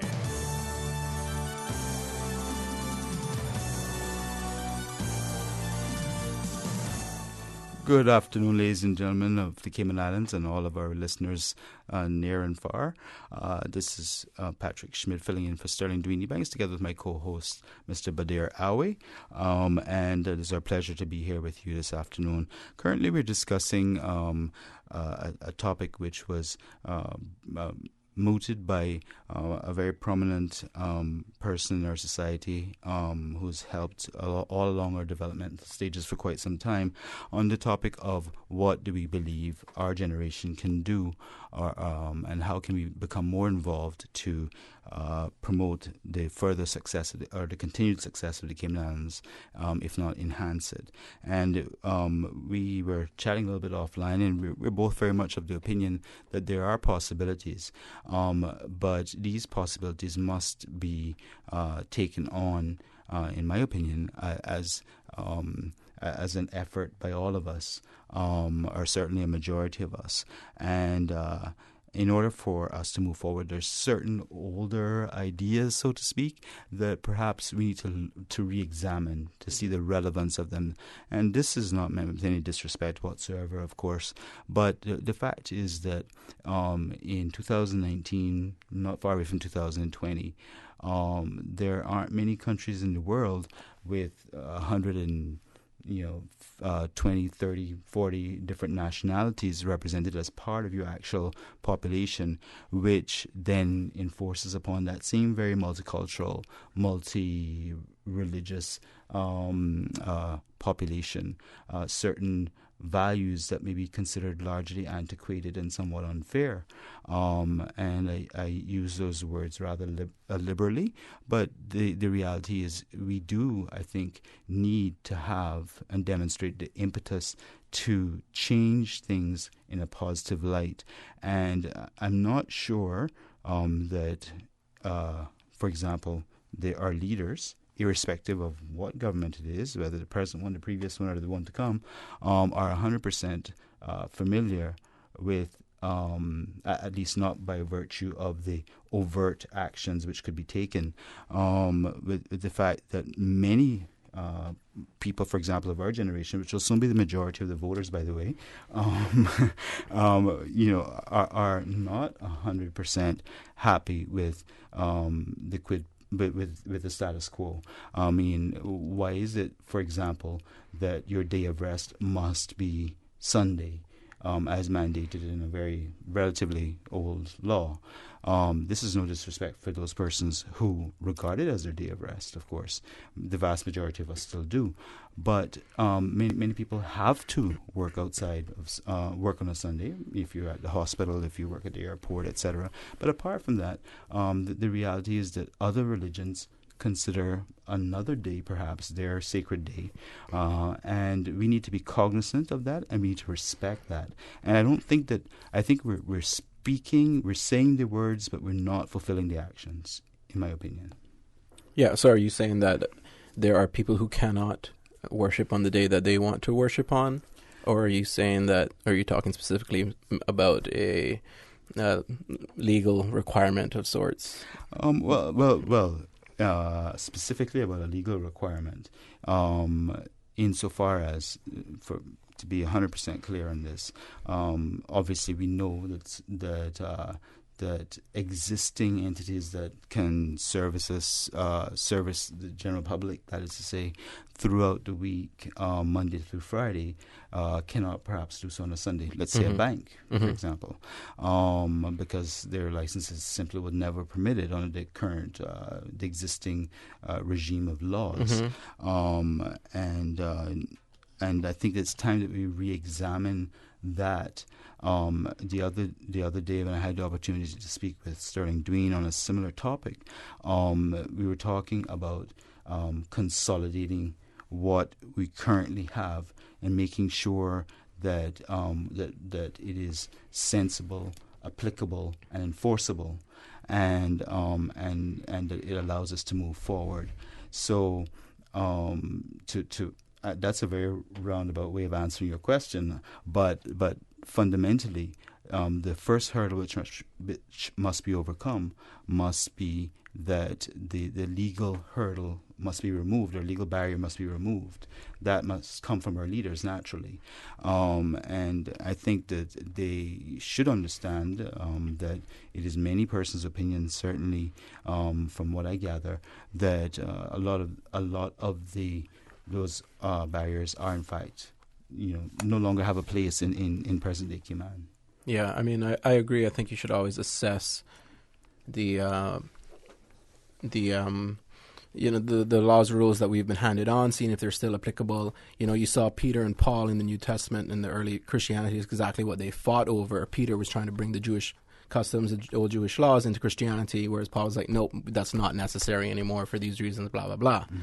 So you should always do that. I've thought long and hard about the closing at midnight on Saturday and the Sunday laws. And, for me personally, I kind of like that law. I think there's something cool about ending at midnight. There's something cool about not a lot of cars on the road on a Sunday. And I wonder what the economic impact would be anyway. You obviously don't live in West Bay. If the laws were open, and for Sunday, how much what would be the study? It would be great to see a feasibility study if we did, allow for all enterprise on Sunday, what that would mean in terms of the income that we could generate as an island as a whole, right? Yeah. But sorry, I have to cut you there. We need to take a break, and we'll be back very shortly. Sometimes having a middleman is not a bad thing, especially when it comes to insurance. Do you know that when it comes to cost, ease, speed, and peace of mind, insurance brokers ranked higher than when customers buy direct? So, for all your insurance needs, call Fidelity Insurance. We're the middleman you want. Call us today at 949-7822. Fidelity. We're good for you. Hey, are those new glasses on Will? Yeah, we went to Optical Outlook. Wham, bam, easy exam. Finally, an exam he could pass. And we had the glasses the next day. Easiest part of our back-to-school shopping for sure. Book your child's eye exam today at Optical Outlook. Call 746-2020. Get half off a complete pair of glasses with any student's eye exam now until August 31st. Come see the difference with Optical Outlook, located in Caymanian Village. Terms and conditions apply. Looking for a new car? We can give you a zillion reasons to switch to electric. They cost you less to run. They helps to save the planet. They are free charging stations all across Grand Cayman. Low maintenance needs. They're quiet both inside and out. And they're the future. But most of all, the government has reduced custom duties on electric cars. For cars valued below $30,000, you now don't have to pay anything. Visit the Ministry of Commerce Planning and Infrastructure Facebook page for more information on electric cars. Work.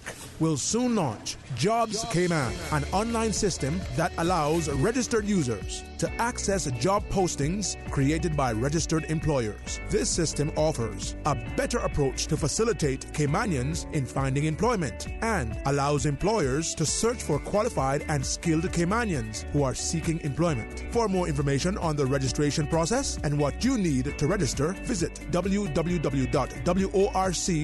Work, leading the pursuit of full Caymanian employment and economic prosperity for all through service excellence. RC Fusion, featuring Billboard pop hit songs and more from the 70s to the 90s. RC Fusion. Weekdays from 10 a.m. till 12. RC Fusion. Brought to you by Nathan General Maintenance and Construction. You break it, they fix it. Call the General for a free quote. 917-7586. RC Fusion. Listen to the general public. Your thoughts are just a telephone call away. 1-800-534-8255. What the public is saying. Let your voice be heard. And now, Radio Cayman's Talk Today.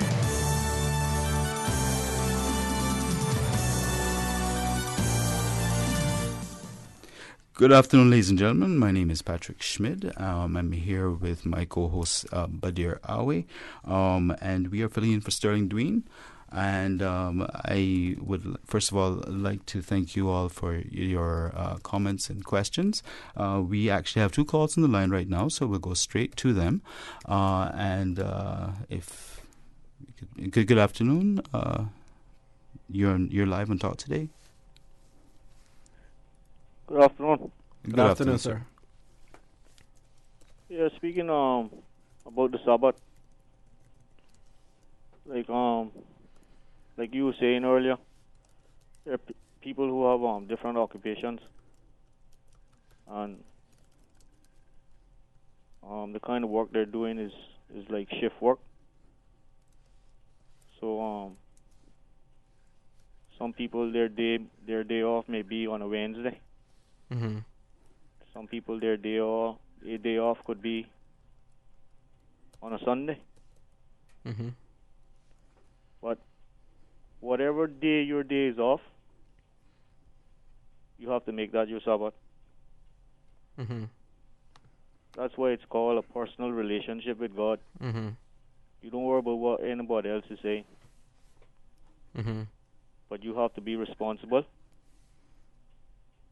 Mm-hmm. And doing what is right, whatever day that you have off, Mm-hmm. and you have to take that. You should take that day as your Sabbath and rest, Mm-hmm. and worship and praise God and give Him thanks Mm-hmm. for all He has done for you, for giving you health and strength to make it through those 6 days. And one of the blessings that you receive by resting on the Sabbath day is that God heals your body. Yes. He heals your body, and you actually live healthier and longer. Correct. Thank you very much, gentlemen. Thank you, sir. Yeah. Really appreciate your comments. Makes perfect sense, and I don't think any of us would disagree with that. But I know you have some comments. But before we go to the comments, we have another call on the line. Good afternoon, caller. You're on Talk Today. Yes. Good afternoon. Good afternoon, sir. How are you? Good. My name is Cresswell Bowery. Yes, sir. And your comments, I think you were sort of advocating for the Sabbath to be on a Saturday, if I'm not mistaken. No, sir, you are mistaken, unfortunately. I'm not advocating any particular day. What I'm saying, sir, is that we have such a mixture of nationalities and cultures that we need to be respectful of everybody. We're all Caymanians, and everybody deserves equality in that regard. And so I wasn't advocating any particular position. Well, anyway, that's the way I understood it. I'm one who believes in keeping Sunday as my day of worship, but I don't disagree with those who observe any other day, because if you are a Christian, it's supposed to be 24/7. But one day has been set aside to assemble, as believers. I think I'm an indigenous Caymanian, been around now for almost 75 years, so I knew when I was growing up, Sunday was strictly observed as a day of rest and worship, and in particular, as children, we weren't allowed to do the things that would disdain that day. Unfortunately, as Caymanians, we sort of allowed those things to slip away from us, because Sunday has become now a day of not rest and worship, but most of the games are played on Sundays, and even now they got bars open on Sundays, and I mean that was a no when I was growing up. So I think we try to accommodate the outside person as much as we can, but I don't think that we should allow them to completely change our culture. I've learned that if you go to Rome, you do what the Romans do, as long as it's legal. So, but I'm not going to condemn anyone for doing. If they want to worship on a Saturday, that's fine. If they want to worship on a Monday, fine. But don't condemn me for worshiping or believing what I believe. So I think we have given away a lot of our culture in order to accommodate people from the outside, and I think we need to start tightening back up on some of our cultures, and to make sure that we don't. I've said back from 1980 that indigenous Caymanian is an endangered species, and if we don't start accepting that we are a special group of people here in these islands, we are going to disappear in the next couple of generations. So Caymanians need to do the things that would allow us to continue being the special group of people that God has founded upon the seas. And at one stage we were considered the island that time forgot, and that wasn't too many decades ago. So yes, sir. We have become one of the top 5 international destinations and the financial destinations in the world. So we got to make sure that the little group of indigenous Caymanians that is left, we need to appreciate that we have been blessed by God and enjoy what we have. Thank you very much.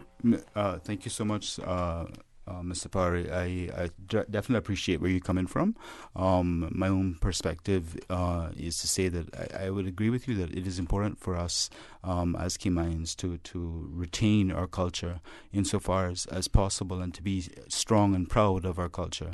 I also recognize, as I'm sure that you do, that there are persons that will have to work on Sundays, of course. And as you correctly added, those persons may well choose another, or have to choose another day as their Sabbath.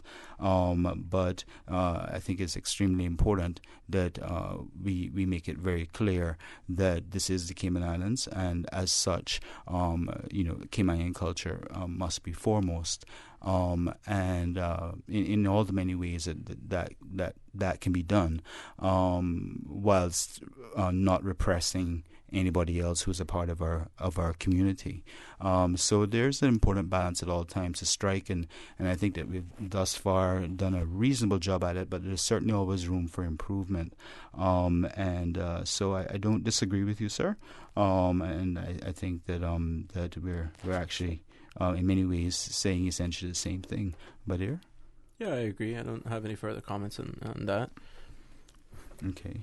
I mean, one of the challenges, I suppose, is that, and is often heard as a criticism, is that Caymanians, by and large, are quite sort of laid back, so much so that we quite easily allow ourselves to be not necessarily influenced, but rather just maybe pushed aside, for want of a better term, when it comes to our cultural norms. Obviously, Mr. Power, with great respect, was speaking about, to some extent, a different time when the options were different. And I'm not suggesting for one moment that the fundamentals of those options, that is to say, worshipping on Sunday and taking a day of rest and adhering to the fundamental tenets of your particular beliefs and religion should be changed. But what I am saying is that we must always not fail to be introspective as well, and to look at ways in which we can improve as individuals and as a people. And we should do our best to work together on that, which is definitely, I believe, one of the areas in which we could use some work, because we tend not to be very coherent as a people. But again, these are matters of personal opinion, but I believe that they're also widely shared. Yeah, I mean, I think, we one of the ways to look at a lot of things in life is to look at sort of what the rule is, what's the law, and then sort of don't hold that as necessarily gospel, right, but understanding that there's deviations that are needed and required from time to time, as Christ himself broke the Sabbath, as we all know, because there was a need at that moment to not observe the Sabbath. There was something more important. Right. And I think, like our caller was saying, some people have, obviously they got to work. Right. They need to generate money for their families on Sundays, and at that point, that is a deviation that is allowed and certainly, should be encouraged. And so Sabbath could be, at the end of the day, celebrated on a different day, and that's when you look at a more spiritual understanding of that legal requirement. And I believe that you hit on an important point there, Badir, in respect of legal position and how it affects us in terms of our day-to-day lives. And I think most people will be familiar with the commonly held belief in the democratic world anyway, that morals and social mores should not be regulated or mandated by law by anyone.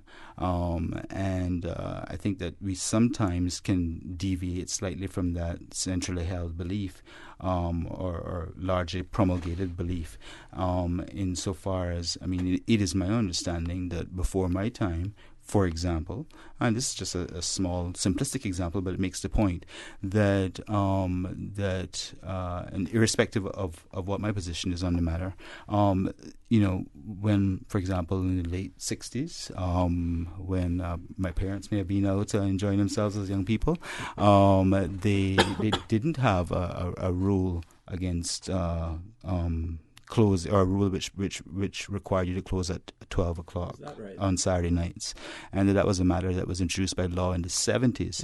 I have not researched the point, but I understand that to be the case. We have to break now for news, but we'll be back very shortly. Radio Cayman. Radio Cayman's newsroom. These are the biggest stories right now.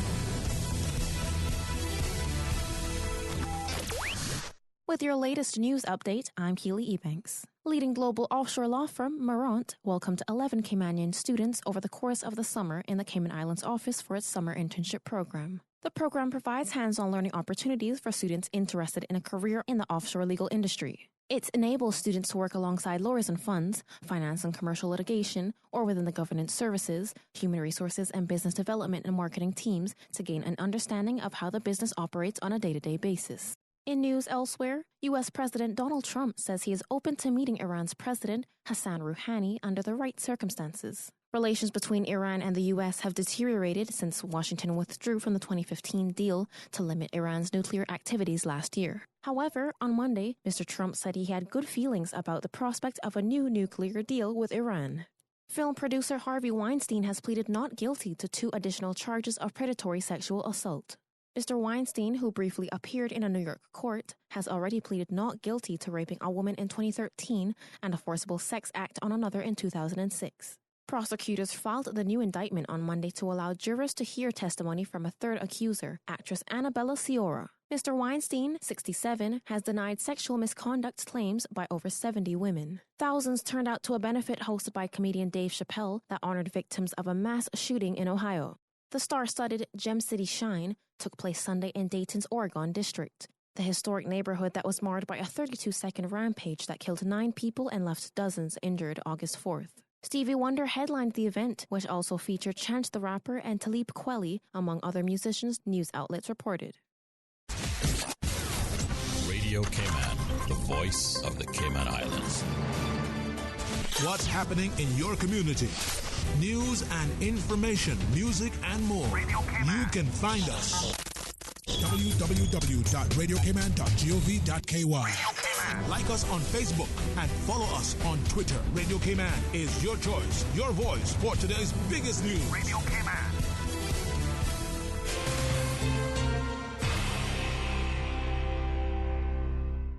Listen to the general public. Your thoughts are just a telephone call away. 1-800-534-8255. What the public is saying. Let your voice be heard.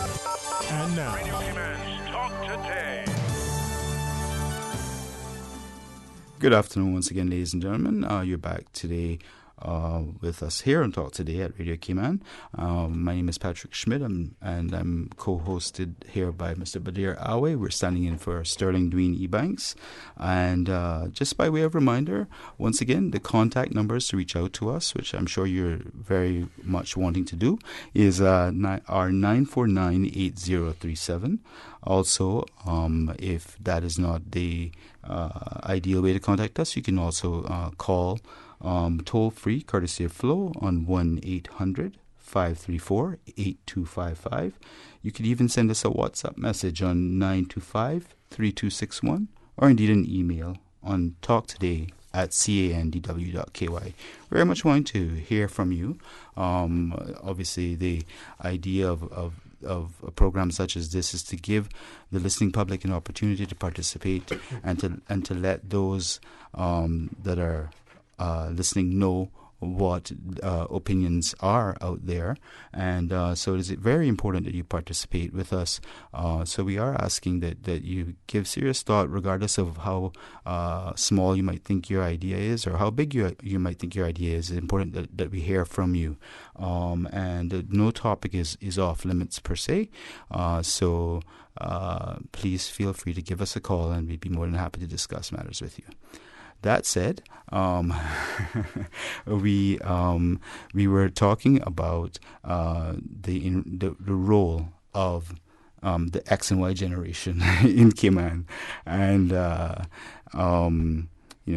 as many of us will know, we have obviously a small population and an even smaller electorate, and Mr. Howell has made it quite clear exactly what those numbers are very recently. Just over 21,000 persons registered to vote in the Cayman Islands. So, but that said, it still puts us in a much better position than, for example, the people who are currently rioting in Hong Kong about their particular circumstances, and even prior to their reversion to Chinese rule, they were in a position where, and this has not changed throughout, where only in any case, less than 1,000 persons had the right to vote in a city with in excess of 6 million persons. Mm-hmm. So, relatively speaking, we are very lucky here in Cayman to have the type of democratic freedom that we have,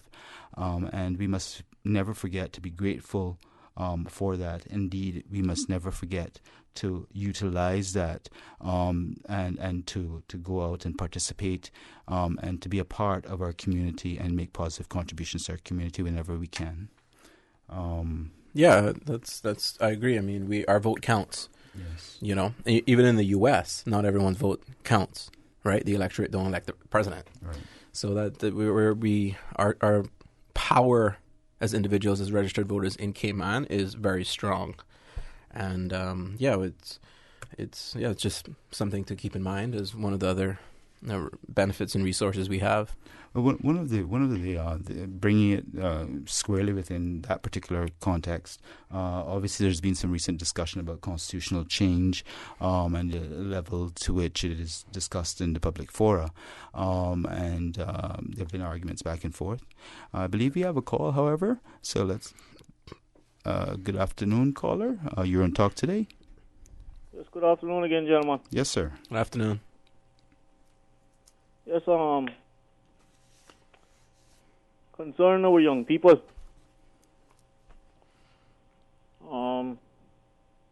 it has been known that over the past 5 years alone, just 5 years alone, government has given away hundreds of millions of dollars worth of concessions. And I was suggesting to the government that they start collecting not 100% concessions, but at least 70%. You mean concessions or 70% on what figure, sir? Concessions when it comes to like construction, right? Building hotels or whatever. Right. So what I'm asking you is you said collecting 70% of the concession. So what you're saying is that perhaps rather than allowing the 100%, if you will, let's just say that number is $500 million. Are you suggesting that rather than give $500 million, they only give 30% of that instead as the incentive? Is that your suggestion? Yes. Okay. Thank you. Please go ahead, sir. And government has been giving away hundreds of millions of dollars worth of concessions. Just over the last 4 or 5 years, they've given away hundreds of millions of dollars. And I was suggesting to them that they start a trade school fund and start collecting these concessions and putting it into a trade school fund and start building some trade schools for young people, especially at a time where there is a lot of construction going on. Sorry to interrupt you, sir. I don't disagree at all. As a matter of fact, I quite agree. I don't think that anybody would disagree with that concept.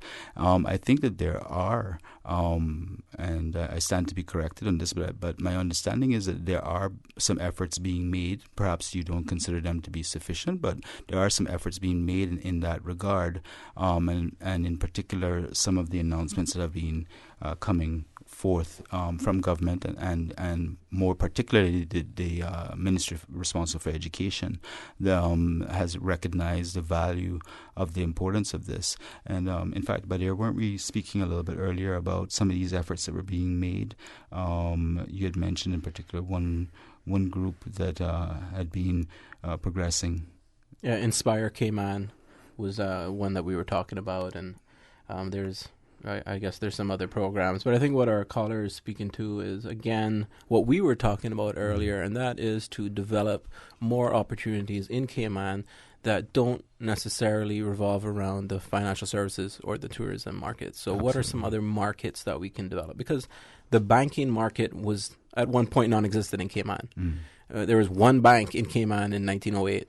Right? So that was a market that was developed over time. What are some other markets that we can develop over time? And I think what our caller is getting at, when you have these craft schools that are oriented towards different markets, it is a good tool to have. It's a good resource to have to enable us to find other opportunities that we don't quite see yet. Caller, if I could ask you, sorry to interrupt you, just a quick question, and that is, would your concept include, for example, an apprenticeship type program, whereby rather than just the training, that the companies are obligated effectively to, where possible, take a Caymanian and train them up to the necessary level so that they can earn the necessary qualification when they demonstrate the dedication to do so. Would that be included in your concept? Gentlemen, I'm speaking about professional trade schools. Professional trade schools. Like plumbers. Like what they have in Philadelphia. Yes, sir. Like what they have in Jamaica. I was working at Watercolors. And a Jamaican guy came to me and said, "Boy, it's sad what the government is doing these young people in Cayman. They don't even have trade schools here."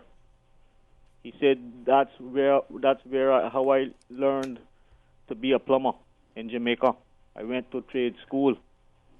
And 75 to 80% of the guys on the work site that were working on that work site went to trade schools.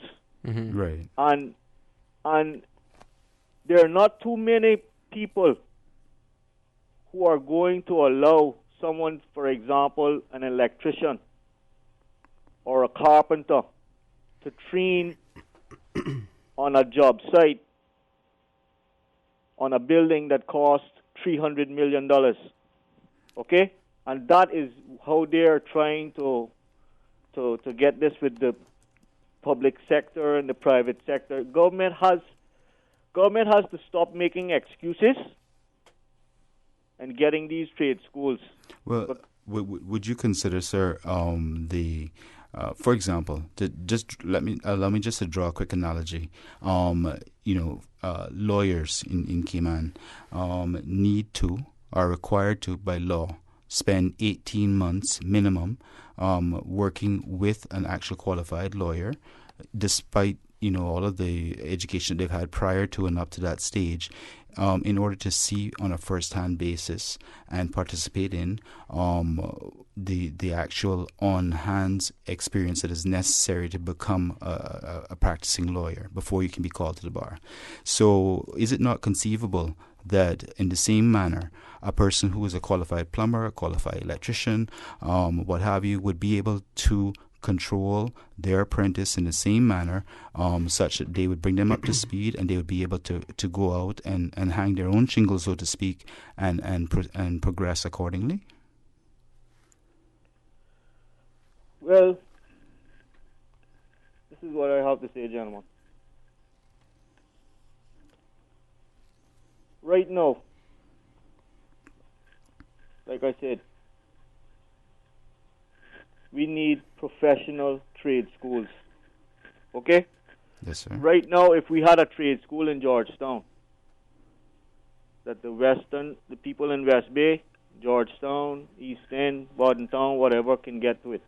And then as the funds increase, we build a trade school in Bordentown. And the people in that area are able to access that trade school. And as the funds get larger, we can build a trade school in West Bay and one in East End that our young people can ride their bicycles or walk to these trade schools. I'm talking about real professional trade schools, gentlemen. Understood. Real professional trade schools, okay? Yes, sir. And I'm not talking about what they have here in Cayman now, wanting to. It's not professional, okay? You know what it reminds me of? You know what it reminds me of? It reminds me of us with our national football team. They expect our players to play like professionals, but they're not training them or they're not letting them live. Sir, my apologies, but we're going to have to go to a break. I don't know if you want to hang on until after the break, or did you want to close out your comments, sir? Well, I'll hang on. Okay, sir. Thank you very much. Parents, do you know what time it is? It's the most wonderful time of the year. Well, it's not Christmas time, but school is nearly back in session. Is your child ready for the school year? Stop by Savannah Pharmacy in Countryside Shopping Village and pick up all of your child's stationery supplies. With 30% off selected items, you won't need to break the bank to get your little one prepared for the school year. You have enough to worry about. Make back to school a breeze with Savannah Pharmacy, located in Countryside Shopping Village, or call 946-3336. 540 months. 16,425 days. 394,200 hours. 45 years. That's how long we've been committed to serving you, and we won't stop there. Over the years, we have proudly grown with Cayman, making a difference in the community. That's why we're here to stand by you. We are Cayman National. And we thank you for standing by us for 45 years and counting.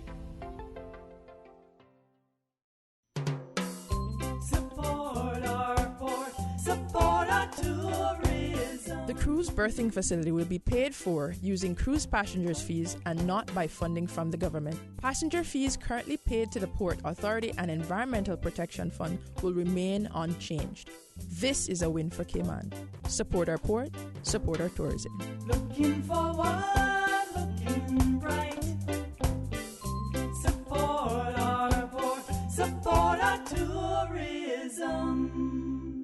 Listen to the general public. Your thoughts are just a telephone call away. 1-800-534-8255. What the public is saying. Let your voice be heard. And now, Radio Cayman's Talk Today.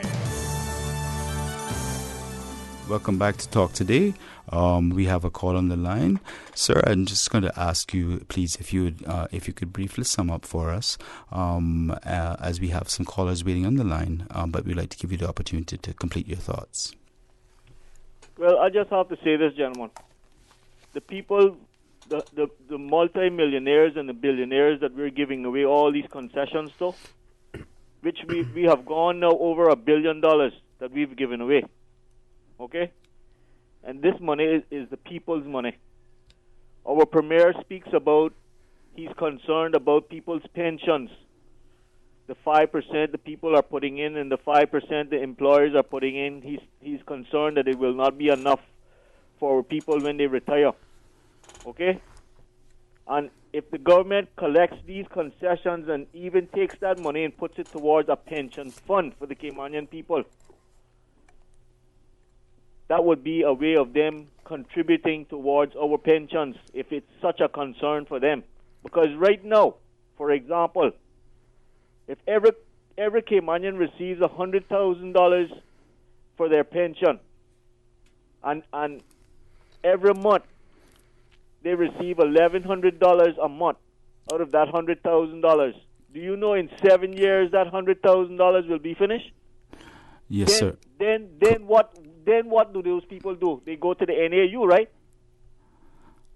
That is often the case, yes, sir. But I must ask you if you would kindly wind up now, sir, because we do have a caller waiting patiently. Well, I'm finished. Thank you very much. Thank you so much for your time, sir. Thank you, sir. Hello, good afternoon. You're on Talk Today. I'm sorry to be on again, but I'm listening. It's a pleasure to hear you, ma'am. Your conversation, and I think both of you have a point. I have to say that I like your analogy of the apprenticeship using the lawyers. You remember what you said? Yes, ma'am. That lawyers have to go and they have to go and do a year or something. That's correct, ma'am. Before they can qualify. And I think if our young people could see apprenticeship like that, and it was explained as clearly as that, I believe that the apprenticeship concept would be a better concept. And incidentally, all of Europe, including the UK, everybody now have to go through some form of apprenticeship before they can either go into the job that they want or to be fully qualified. It is not just for skilled artisans or so. So I think it might be something, Patrick, since you have spoken about apprenticeship, and I do favor the apprenticeship method, I must say. First of all, if we did the apprenticeship method, it would give our young people a foot in the door. Yes, ma'am. A foot in that door of business or or firm or whatever, construction, whatever it is, to see if that is what they like, and also to get the opportunity to be hired. And I think it might be something for you to kind of need that to let them appreciate, because I think people see apprenticeship like in the old days, right? You know, where you went and you got work, you work with somebody, but that's not how it is now in Europe. Everybody has to do apprenticeship. Absolutely. And I think it's a good way for us to ensure that our young people get a job, and they get not only the job, not only get go to university, but when they come back, they get experience in the field. And there's no if or but, because apprenticeship should be tied to the academia or to the skill level, whatever it is. It should be tied to it. Absolutely, ma'am. So I would leave you. I just wanted, because I realize that young gentleman, and I hear him a lot, and he always has something good to say. But he too has a very important point, because what he's saying, that all this concession that we are taking away, we are giving to people, what are we getting back for it, outside of them saying that, you know, we're bringing in 500 million or we're bringing in $1 billion? What tangible thing is there that goes to a local for either training, study, whatever it is? And I think that is a good point he's making. He mightn't have been able to understand fully what you were saying, and I'm not trying to underrate him at all, because I always listen to him. But apprenticeship is very important. It's some young people like you and you know more about it. You haven't studied in England and you're a lawyer and all of that. I think will be able to explain it so that they don't see it as infidel. You understand what I'm saying? Absolutely. I don't want to dominate you, but I think my job in my life, the age I am, is to guide people. I don't think that I know it all, but when I see that young people are trying to do something, I think it's my duty to try and support them and help them. So thanks very much for the opportunity. And thank you too, ma'am. I think that is that your words are very much appreciated, and they're sage words. I didn't regard neither the previous callers' comments nor, of course, definitely not yours as being not of value. They're both valuable sets of input, and that is exactly what we're looking for. We're all a part of the Caymanian public, and all of our opinions count. But I'd just like to quickly say, as I recognize we're rapidly running out of time, and I don't want to be seen as completely trying to dominate the airwaves here, but I'd just like to say, with respect to the fact that you mentioned the analogy with the lawyers, you're absolutely 100% correct once again about the formalization of other professions in Europe, certainly within the British context in particular, which is what I'm more familiar with, as well as the Swiss context, which has actually in many respects been around in some professions for even longer.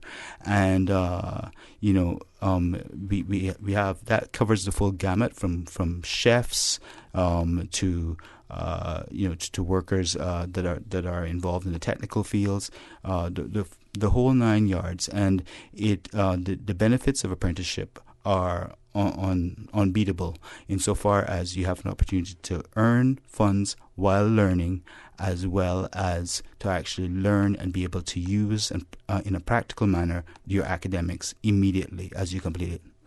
So that having been said, I don't want to impinge any further on Badir's time. So did you have anything to add to that, Badir?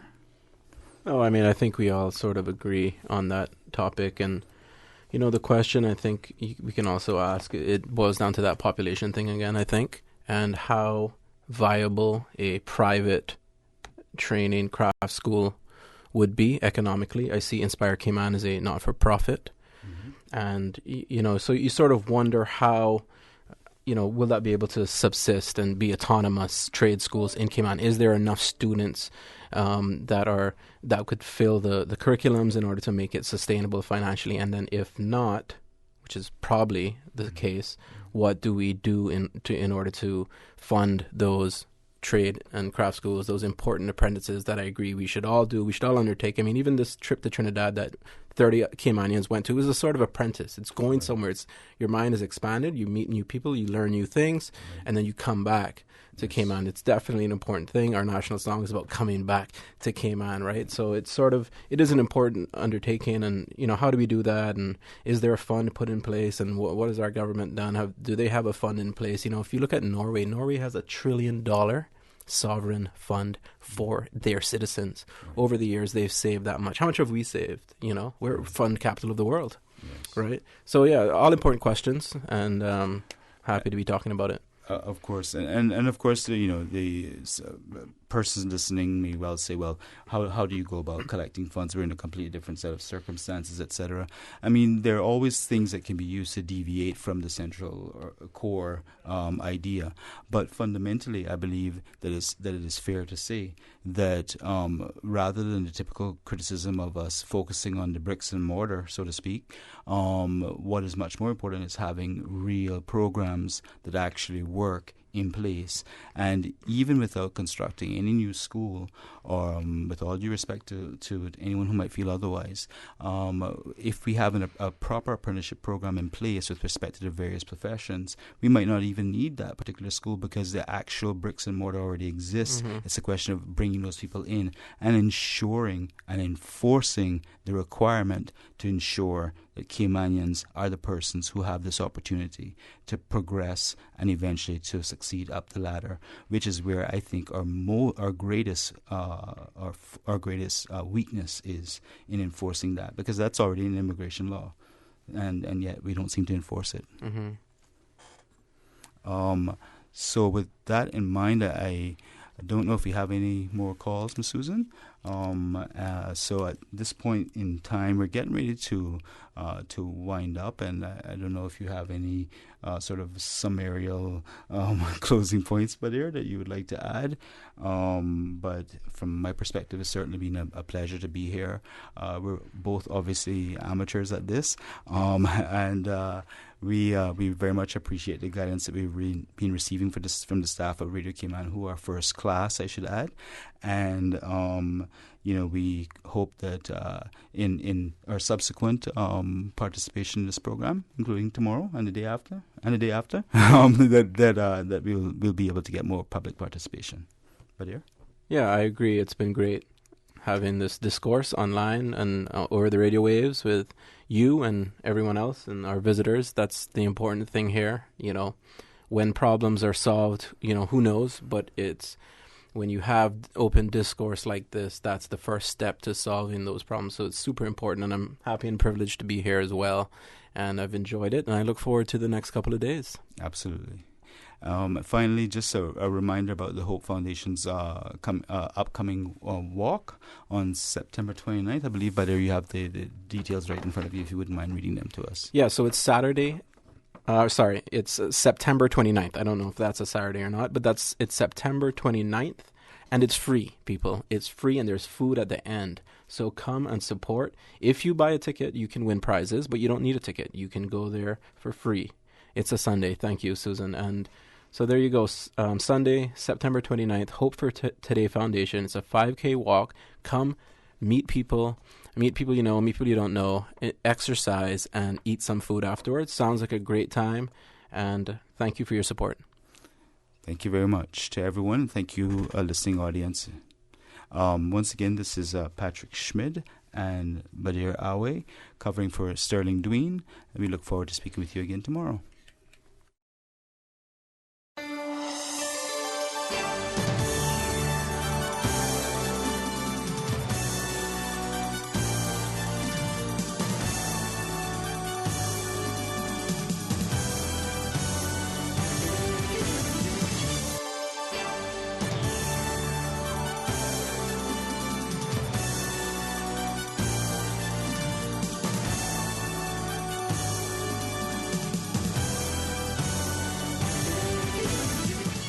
After all that talk, sit back, relax.